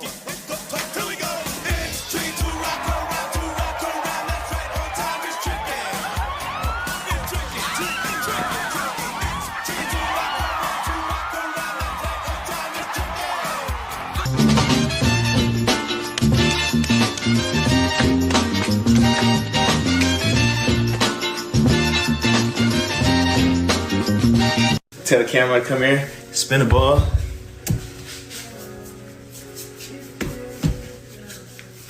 Then bounce for my move. Baby, let's make what we got here last forever.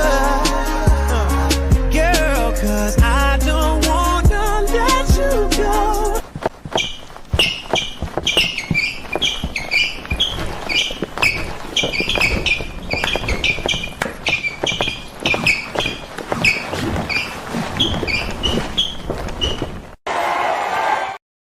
My man is single-handedly making NFL celebrations fun again. I'll tell you what, when you're that good at football, you can have fun like that.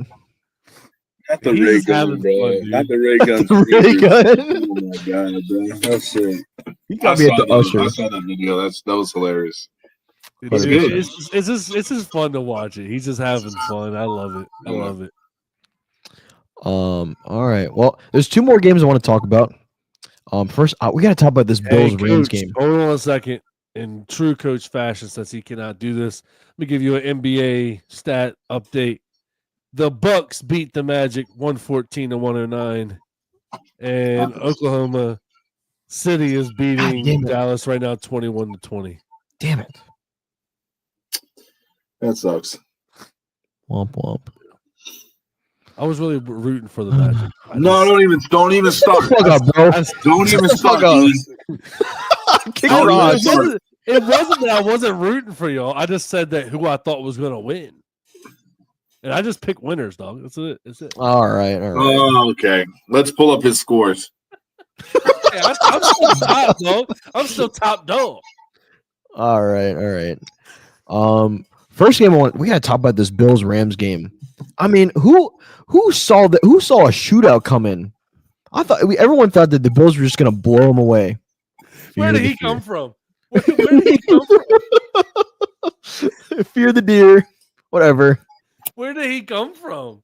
He's like, I'm not talking at all. As soon as Danny, I bring that up, I'm never playing Marvel Rivals with you ever again. Oh, no calls. quiet the whole episode. And then as soon as I mention the magic book, this pops out of nowhere. You probably texted him, you fucking dick. You fucking douche. Hey, let's talk about this Bills Rams game real quick. Everyone really thought I that don't the want to Bills talk about the Bills because every time I do, I get yelled at. all right, coach, you don't have to talk about it, but No, he's talking about it. that's fine. Okay, that's fine. Rams win a shootout. I mean, I'm talking about a shootout, 44-42. I mean, no one saw that the LA Rams were gonna take this game with Bills fans who they travel really well. They had half SoFi Stadium full. But great game overall for both quarterbacks. Josh Allen, 22 for 37, 342 yards, 3 touchdowns. They had a slow start, but they almost came back at the end. Just came short. What she said. Josh Allen also had 10 carries, 82 yards, and 3 touchdowns, 3 rushing touchdowns. Oh, made James Cook look like shit kind of this week. James Cook only had 6 carries, 20 yards. So basically, Josh Allen was carrying the offense this game. I wonder. He has the ability to do that. My only statement to this game is I wonder if all those trolly Bills fans are in here today. Be humbled. Drac, where you at? Be humbled, my friends. You lost. That's all I got to say. That was not a very good loss. I saw in one of the Vikings groups that I'm in on Facebook. It was like, it's funny how all of a sudden when the Bills lose against the Rams, it's all they have a good roster. They're doing this. They've been doing great. But when we got beat by them, it was, oh, the Vikings are fraud. The Vikings aren't shit. Blah, blah, blah. It's like, it's the same team. They had the players back when they played us. It's literally the same fucking team. So how all of a sudden are we the frauds and shit like that back when we lost them? But now all of a sudden it's like, oh, but look at the players they have. Look how they're playing right now. What blah blah blah. What happened? What happened? Yeah, it's like but that's the narrative that same thing with the Chiefs shit. All of a sudden they're super elite and yeah. We'll get to that game in a second. I forgot to send you a video, but Cooper Yogi, what's up? SKOL, baby. What's good, baby? Cooper Kupp, I forgot to send you a video. He had a ridiculous touchdown catch. I mean, he was talking about double covered. He caught the ball with his leg, but he basically just that was a crazy ass catch. It was a crazy catch. Him and Puka Nacua, 12 catches, 162 yards, and a touchdown. I mean, he's starting to look like his normal self again. Absolutely. So overall, just really, really shocking game. I didn't expect the Bills to give this one up. I didn't expect them to be down. They were at one point, I think they were down like 24-6. Let me see here. They were down by as much as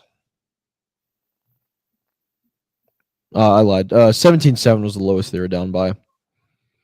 31-14. So it still held pretty tight. But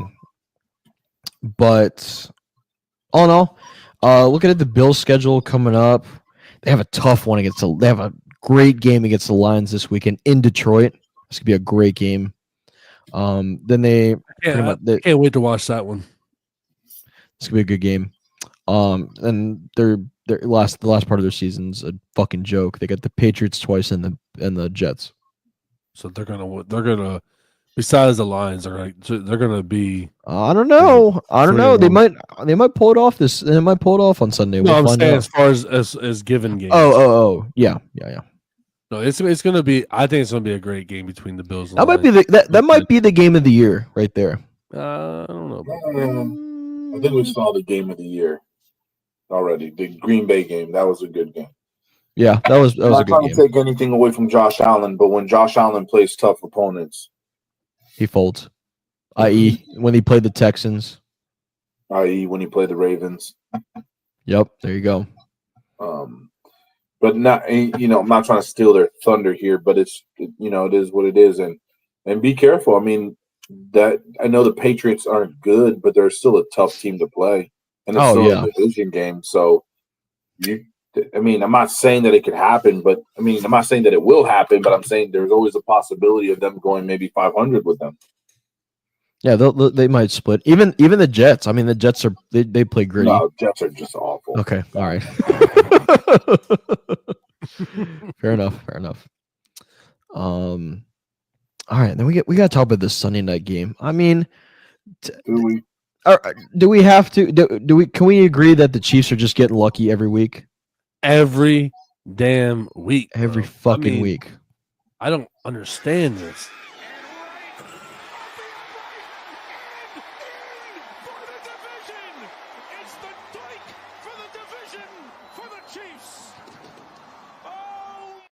Hear how excited he was to say that. He said, "Yes, the doink for the division."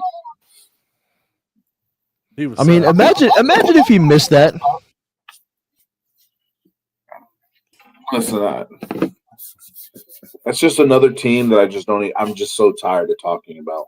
Honestly, I just get so tired of talking about the damn Chiefs and their black magic that they have going on over there, and it's like.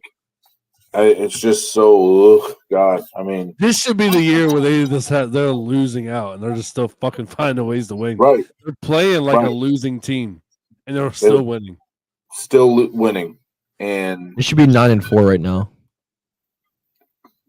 Probably worse than that. If you really look at some of their games, yeah, some of those questionable calls.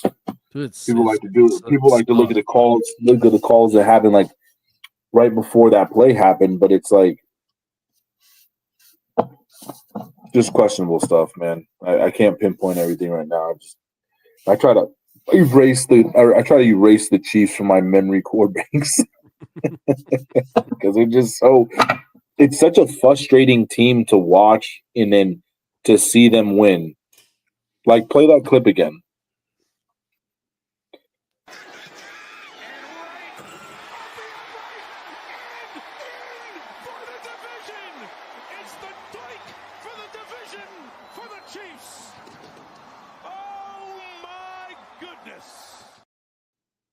Remove the meat from the mouth, please. You can't, and it's even bad. Like, I know people have been like overly memeing it and stuff and like putting it on things, but like they will bring up Patrick Mahomes in a game that he's not even fucking playing. And it's just like, oh my God. Hell yeah, man. Ooh, bet. You just let me know. I'll figure out a way to get in touch with you and see what we can do. Appreciate that. Hey, go give them. Hanging in here, go give them a follow right now. Yeah, absolutely. They put out some great content. They're live every week, so make sure go give them some. Go show them some love, guys. I'll be on the road, but I'll join in on the phone again. Yeah. Something to keep an eye on as well. Justin Herbert. Yeah, I think you got kicked in the thigh. So that's something to definitely watch down as the season comes up to close. He did come back in. His backup is, out of all people, Taylor Heineke, ODU legend, Sean, right? But I mean, honestly, and that's somebody I would love to have as my backup quarterback. He finds a way to win his offenses. Taylor Heineke? Yeah. Yeah, 100%. He's unlike Cooper Rush, he's actually a good backup. My thing about him is like I've always been a fan of him. So what? You know what high school he went to? Atlantic? I have no idea. Maitland? Collinsville High School. Georgia. Really? Yeah. Where Travis Hunter went. Oh, okay. Yep. Sean went to ODU, so Sean knows Taylor Heineke pretty well. I always respected him, and I hated how Washington treated him. He came out. Him. They absolutely fucked him. He came out every time they needed him and put his Relax, Matt. You fucking Redskin hater over here. My thing is, like I said, it's like it's one of the situations. Like I said, is like he repeatedly put his body on the line, put everything out there, and he had the locker room ready to run through walls for him. And the Commanders always find a way to put somebody else in the starting spot. How many teams did he play for? He played for quite a few. Did he not? He's played for Washington. He's played for the Falcons. Yeah, he's been around the block now because of whatever. Yeah.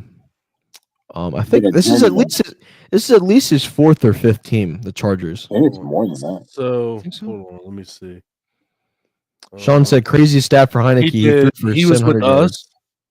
He was with us as an undrafted free agent, then Patriots, then Texans, then Panthers. Really? He went and played for the St. Louis Battlehawks. Then he came back to the NFL, played for the Commanders for multiple seasons, then the Falcons, and now he's with the Chargers. So what, 8, 9 teams? Including a stint with the Battlehawks. The Battlehawks out of all team. God damn. I love it. Don't get me wrong, UFL is cool and all, but the Battlehawks. Absolutely. But that's a crazy stat line right there. Yeah, 700 yards in a game. That's crazy.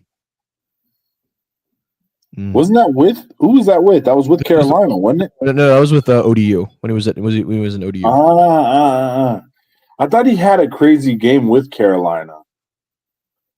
Probably. Man, I can't. I want to say he had like this. I only really game. watched him when he was with the Commanders.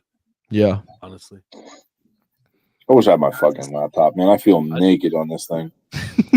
That's what I tried to do. You know, when I backed out on accident, I was like, well, let me see if I could just search something real quick. Nope, immediately kicks me out of the chat. Shit. Damn. But, yeah, last thing. Mahomes really didn't look that great on Sunday night. He hasn't, though. No, he all season. All season. Yeah. And he's definitely not getting an MVP this season. No. We can all agree on that. Who are you talking about? Mahomes. Oh, yeah, no, absolutely fucking not. No. He's playing the worst ball of his career. Yep, I agree. His career game was actually against the Falcons in week 4, 2021. He threw for 333 yards. That was his best NFL game. At least that's what Google said. Okay, bro, you don't got to bring that up, though. You know, you could have just let that slide. You ask, you shall receive. You ask, and you shall receive. True. Hey, Coach, we hit college football. We try to kind of slug it out real quick. Was there anything you wanted to hit? We wanted to go back, and if there's anything you wanted to hit. No, man, it was just really good ball, man. Again, I don't have my laptop up and all that. It was just really good football, man. It was exciting football. I'm excited to see what the playoffs now entails. I mean, we don't have to go into detail about it or anything. But I would say we have next week to talk about the playoff as well. Right. So I'm just excited for what's to come, man. And I'm the one that was talking good about him. I like him. I think I always like watching him play. I say because he puts his body on the line, so I do have some respect. Absolutely. Well, I have nothing but respect for Heineke, man. Heineke is he's that's where I started coaching, man. Collins Hill. The Mayo Bowl. Fat Boy's going to the Mayo Bowl. That's crazy. Coach, I want to ask you this. With the new format of the playoff, do you think that kind of just demotes the value of each bowl game? Or do you think the bowl games are kind of just going downhill even before every year? I mean, the bowl games have been going downhill, and then you got the start of the playoffs when they had the 4 in and whatnot. Bowl games are cool and all, but it's just like now it's like a how do you say? It's like your participation trophy award. You get what I'm saying? Mm-hmm. Yeah. Like my thing was, and when I said doing mine, it's like they have so many of them that it watered the fuck down. It's so watered down. It's like it's not even important to play in a bowl game anymore. Yeah, you have some that you need to still watch or whatever, but at the end of the day, it's like I'd rather watch some playoff football. Then I'm happy with that versus some bowl game that at the end of the day is kind of meaningless. So I think for me, I kind of agree. It's just for the fans to see your team play an extra game. exactly. That's And all. he brought up a good point. It's for the seniors who are not committed to the NFL, just play one last game. Yeah. You count it like a senior game, you know? Yeah, exactly. Well, then it's shitty because then your stars they're getting ready to to declare for the draft or they're entering the transfer portal. So, but Yeah, I'm not like the biggest fan of the bowl games. I've never have been. I couldn't tell you the last bowl game that I watched on purpose. If it was on kind of deal. But like to be like, oh yeah, I can't wait to watch this bowl game. Nah, it's never been that. I'm more, I'm excited now that they have like playoffs and you can put a national champion and blah blah blah blah blah. I think that's way better than any bowl game that's ever given me. Now, don't get me wrong. There's been plenty of iconic bowl games played. right. Not to take away from the history, but playoff football is great. Oh yeah, definitely. And like you said, it's been so saturated, the market. There's just so many freaking games. There's so many bowl games that just don't. That's what I'm saying. It's like the mozzarella dipped in marinara sauce bowl, and like Right. like, fucking Suck my left nut bowl, like Okay, see, there you go. you know he used that same one during when me and him were talking about it. He had to throw it in there again. He had to throw it in there. There it is. The one game we were talking about the Penn State Oregon game. The one thing I did forget to bring up was that Kenyon Sadik, that hurdle he made, that touchdown. I forgot to send you the video as well. That hurdle was clean. Insane, bro. That was crazy. Insane, dude. Was that the one where he did the double, or was that a different hurdle? Different hurdle. There's a highlight. There was one I That's a just high watched. school kid, I believe. That was a high school Is kid. it? And He had the double hurdle. He hit. Yeah. They were like, Saquon, move over. Yep. Double hurdle while he was turning around. While he So was it's turning in almost the air. like- Well, that was wild. I did see that. I couldn't remember what jerseys that he had on. I remember watching it. Yeah. Yeah, I believe it was a high school. I saw that clip too. But yeah, that Oregon one was crazy. Great game. Yeah, Great game. great game overall. And the other great game too was that the end of the Clemson SMU game. If you want to talk about anything, the only thing that I see being like a big disappointment is going to be Boise State. Boise Really? State's going to play some tough competition, and I just don't think Gentry can carry the team like that. No, but we were talking about he's gonna end up in a great spot in the NFL. I don't know if it's gonna be with the Cowboys at this point because I think the Cowboys are drafting too low now or too high. But I don't care. I don't care between either or. But it's either going to be him or Travis Hunter. Getting that for the Heisman. Getting the Heisman for sure. Yeah, I don't see it being Cam Ward. When does that happen? The Heisman? Yeah. The Heisman happens like the night or two before the playoff, the championship. We should definitely do a take on it. Oh yeah. We should do a take on it. Yeah, we'll definitely hit that before as it gets closer. Yeah. What do you, Coach? What did you feel about this white boy that's been popping up all of a sudden? That Cam, what'd you say? Arizona State, yeah. I told y'all Arizona State was going to beat Iowa. I told y'all Iowa was not ready for that. What I'm saying is that I never even heard about this fucking kid. Now all of a sudden he's all over my For You page everywhere. Scatabo. Okay, I'm not trying to say that I knew of him before, but I just knew of the Arizona play altogether. You know what I'm saying? And that's why I was saying that it's just they've played tougher competition, and that's what I always look at when I look at anybody's roster. When I look at anything, I look at the competition, and then I look at the field of play. And he was one of those people on there, and I just didn't see Arizona having anything like that. Yeah, that's crazy, Sean. Hey Sean, you remember in high school? Not talking about high school again.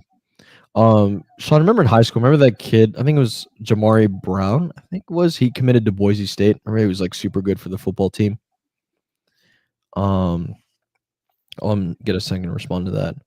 Oh, and Coach, one last thing with college football. I know you're a Marine guy. Thank you for your service. We got Army Navy this weekend with fire uniforms. Who you got? I got Army. Army's winning that game. Navy Navy struggled all year. And Army's just those uniforms are God. I mean, don't get me wrong, Army's uniform isn't as cool, but that helmet, the Jolly Roger helmet, is so sick. And it's beautiful. And then the Army's what battle was it? The snow one. Starts with a B. Jesus Christ. True, Sean. Oh my God. Baggio? No.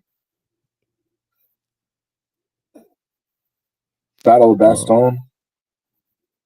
Hold on, look it up. Bastogne. I like the Army uniform better. Bastille, yeah.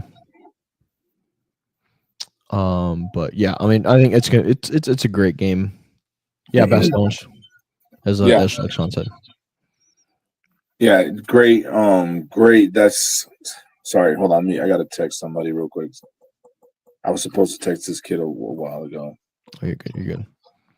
But yeah, I think all three of us will go Army for this one. I think Army is just playing great this season.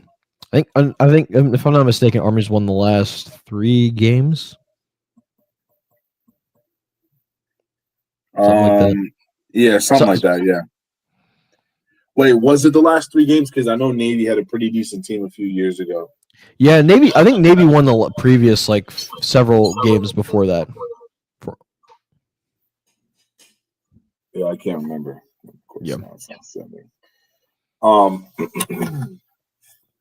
No, yeah, the battle that Army uniform, man, the tank, it's so cool. It's cool. The black helmet too. It's not like it's going to be like this great battle, but it's going to be just a cool thing just to see happen. So, no, Army won 2020. Well, I guess they don't have 2023 on this list. I know Army won last year. So yeah, this would be the 3rd year. Okay. So it's been Army, Navy, Army, and then this year. Okay. Gotcha. Yeah, I was gonna say Navy had a really nice run off. I mean, both teams usually only run the ball. That's the only problem with them.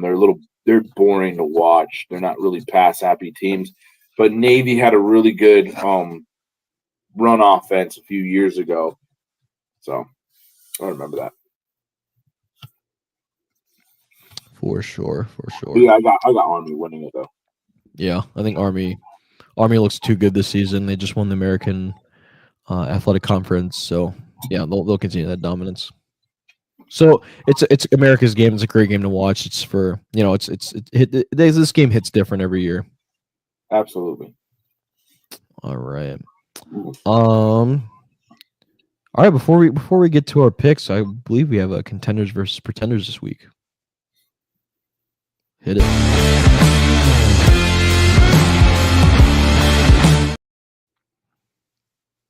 Coach, who are you feeling this week on contenders versus pretenders? I'm going to go with my Ravens. Ooh. Sheesh. Okay. And I will start with E. Go ahead. Oh, you'll go with me first. Damn. Yeah. I'm going to go with contenders. I say that because obviously I've seen what they've been able to do. I do think that they have their slump games, and that's very unfortunate with the way they play. But with that being said, I did like what I heard from Lamar at that post game press conference. I think that he's ready to get back on the field. I think that if he does what he said, it's going to be scary because he said that, you know what? I've been trying to be a pocket passer. I've been trying to show that, and only run when I absolutely have to, even when I see lanes, but I'm going to get back to being me. And I like that. If he does that and he does it effectively, that's going to be scary to have Henry and Lamar running full power. Yeah, it's going to be fucking terrifying for the league. And that's why I'm going to go with contenders. Matty Ice. Yeah, I'm gonna agree. Contenders. He basically stole the words out of my mouth. Ate the words out of my mouth. I think Lamar and Derrick Henry are just two juggernauts on that offense. I think that they'll play the Chiefs in the AFC Championship and they'll get their revenge. That city is hungry for a championship again. With all they've built up on this team right here. I know on the defensive side, they are struggling a little bit, but I think they're doing enough to where they can bring home a championship. And Justin Tucker's finally human, but I think that's beside the point. I think they are definitely contenders. I couldn't agree with you more, E. That's the clip that I was going to use as reference. You used a great clip of reference. If I don't see that clip of Lamar Jackson, I go the other way here. I go pretenders, and I go with something's missing, and it's the old Lamar. But Lamar realizes that that's what's missing. And him talking to his mother. I'll be right back. That clip, talking to his mother and just dealing, and her just pretty much laying into him, and then him also realizing and just, hey, I know what I got to do to win, and guess what? I haven't been doing it all year, so I have gas in the tank. I love to hear that. Yep, and obviously it's very easy to say. If we come out of this bye and we're soft, then we're immediately pretenders. But if we come out of this bye and we're on fire, yeah, we're gonna win this whole thing because this team is built for that. To me, it was more than just what he said. It's his facial expressions. It's the way he said it. It was his body language, everything about him. Yep. It showed me that he meant what he was saying. Yep. So I just feel like he's going to come back as a whole different player. 100%. I completely. I really hope so. I really hope so. Yeah. I think coming out of this bye and then seeing game one here out of the bye is a tall tale, and everybody needs to remember something. Once you make it to the playoffs, everybody's 0-0. It's a whole different ball game. Everybody's 0-0. So I'm going to hit them with contenders, of course. But I'm telling you guys right now, if I didn't see that clip and I didn't hear that clip and I didn't see, like he said, his confidence, it was almost like his pissed off cockiness, kind of, if that makes any sense. If I didn't see that, I'm going pretenders, but seeing that and seeing that he's like, you know what, enough's enough. And guess what? I haven't been doing it all year. And guess what? My batteries are fully charged, and we're at the end of the season. We're a go. I'm glad he recognized it now versus when we went into the playoffs. And then everybody's like, what happened to Lamar? He's not playing like he's used to all season long. Remember? It's always been his problem. He's realized it now because he tried to do it all year, trying to appease people, trying to prove people wrong, which he did because he's been passing the ball. He was the leader. Now let's get to the Lamar we all love and know. So I agree 100%. Well said. In true coach fashion, OKC is up 50-45 over the Mavericks right now. So I'm just taking over your score duties, since you don't have it right now. Thank you. Cool stuff. Hey, if you're still hanging with us, going on almost 3.5 hours now. We're trying to shorten the show. We're working our best, But it just happens when we have a lot of content. It ain't gonna happen. This is the one show that I thought. This is the one show I thought was gonna be shorter. I know, right? I thought so too, but nonetheless, we appreciate you guys hanging out. Make sure you're hitting that like and follow button on all of our platforms. It's not us that makes this channel possible. It's you guys in the community. We appreciate you guys interacting with us. We're live every week, typically on Tuesdays. Next week, I believe we're going to go on Wednesday. Is that right, guys? What is Wednesday? What day is Wednesday? Wednesday is the 18th. 18th. I'll let you guys know for sure. I'll see if that's a day that we're traveling. Whatever day we're traveling back, I'll let you guys know. I'll be in Wisconsin, so I'll just let you guys know. So it might be just regular Tuesday, or we might get moved to Wednesday. I'll figure out. I'll talk to you. Let me know. Yeah. But, all right, let's get to our primetime picks, boys.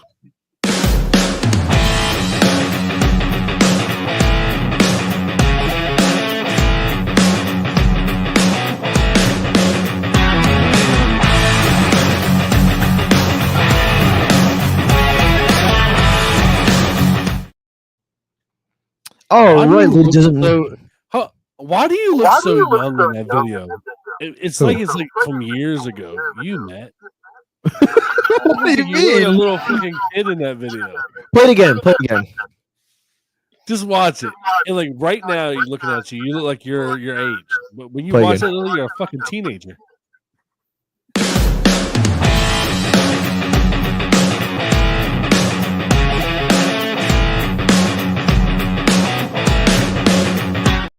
It's the one you look. It's weird.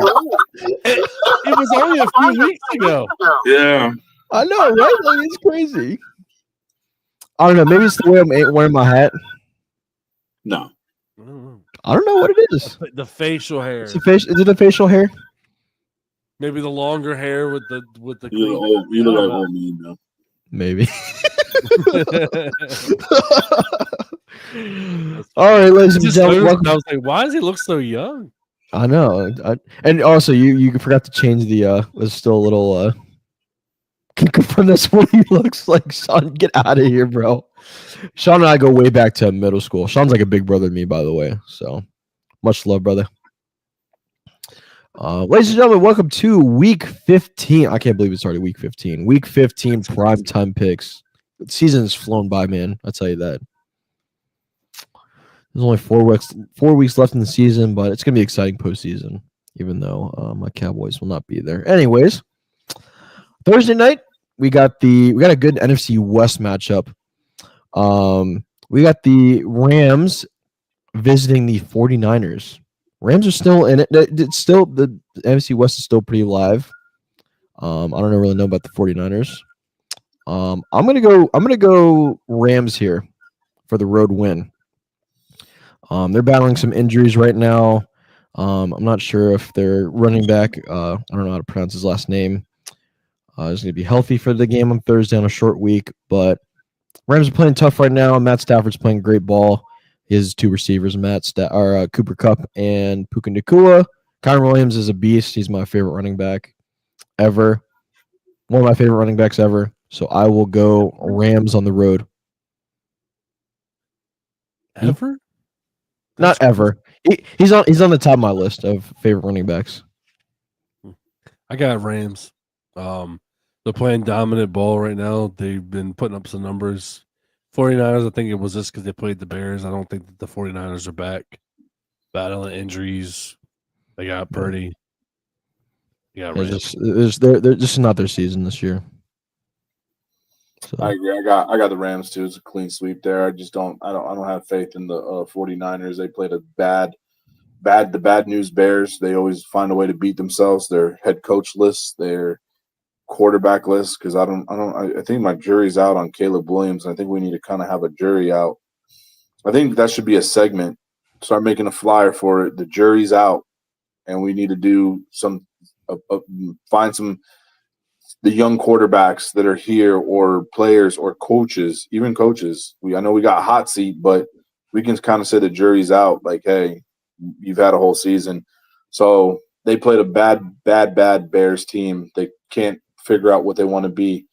And, they got injuries and stuff, and I'm just not convinced with Brock Purdy, dude. I'm just not. So I'm going to go Rams. Good stuff. Clean sleep for the Rams this week.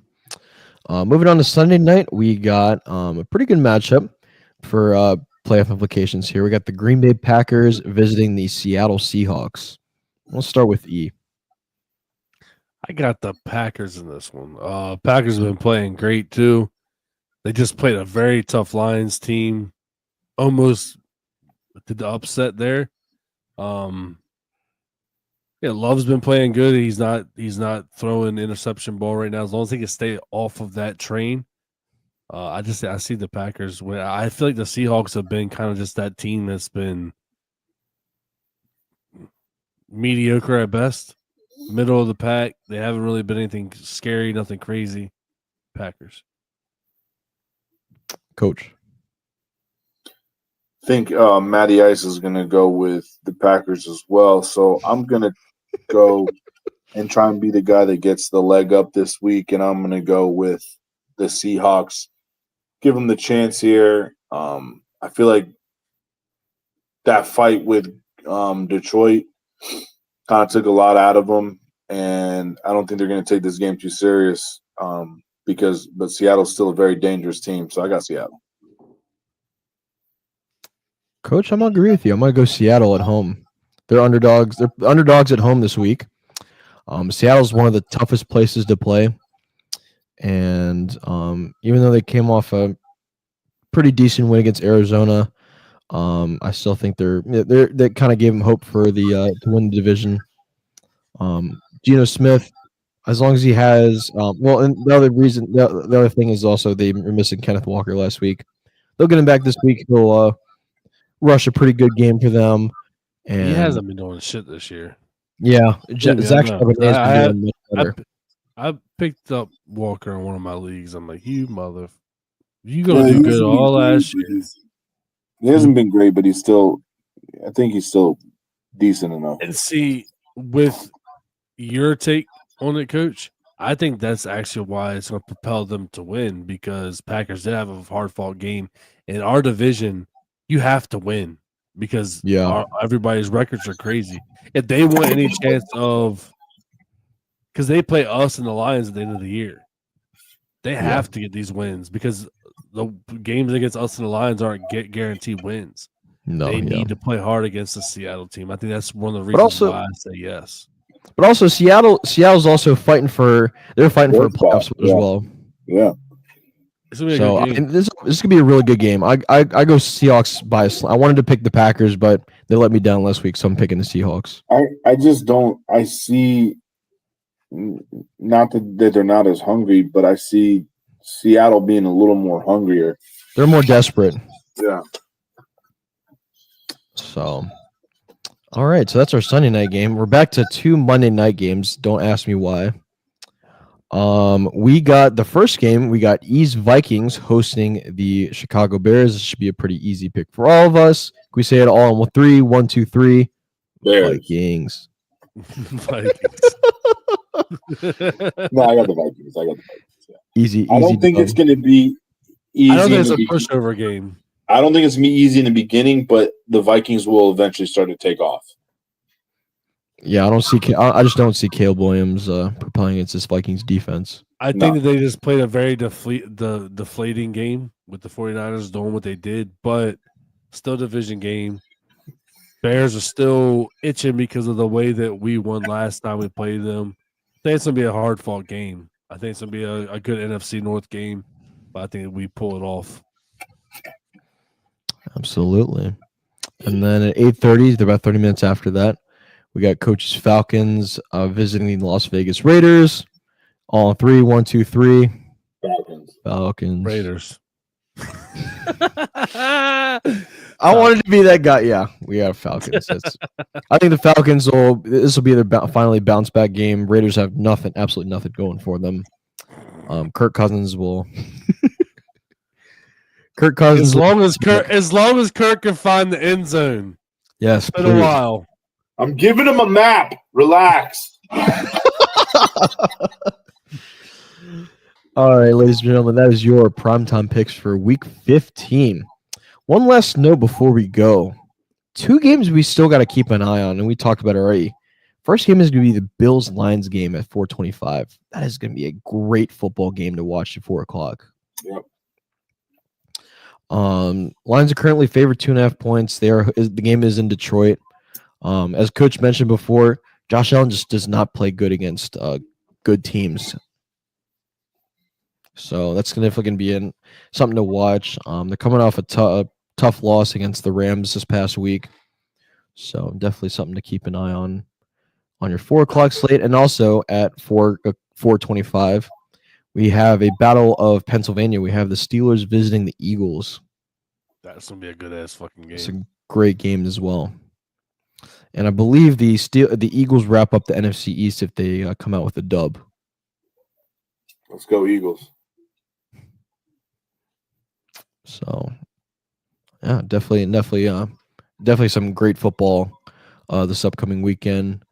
If you've hung out with us throughout the whole entire stream, we appreciate you hanging out with us on your Tuesday evening. Make sure you're hitting that like button. Make sure you're subscribing to all of our channels. It doesn't just take us to run this page. It's all of y'all in the community. We appreciate you guys hanging out with us. Make sure to watch out for next week. We're either going to be going live either Tuesday or Wednesdays, TBD. Regardless, it'll be 7 p.m. Eastern time. And yeah, we're getting better. We're getting bigger and better each week. We appreciate all you guys subscribing, especially on YouTube. Shout out to YouTube. Shout out to TikTok and basically all of our channels. We appreciate you guys. All in all, Absolutely. And Coach, glad you're able to work out the technical difficulties. Hopefully, Something like that. yeah, got to work through it, right? Anything else before we go, guys? No, man, I just appreciate everybody showing up and showing out for us. Absolutely, guys. Beginning to look like we might be starting some collabs here with some other podcasts here. So make sure you're hitting that notification button, so you can see every time we are interacting. So other than that, guys, we did a pretty cool collab with it was like 4 other podcasts on the Instagram. Yeah. That was pretty cool. I think that we're all going to be starting to network a little bit more.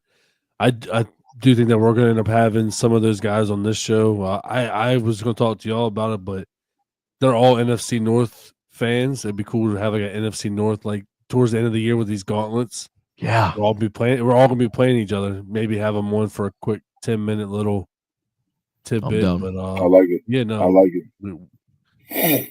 we definitely got some stuff in the works. sounds good. I'm done. So with that being said, ladies and gentlemen, boys and girls, this is No Rules, Just Sports. Be good to people. Do good things to one another. Treat each other with care. We'll see you guys next week.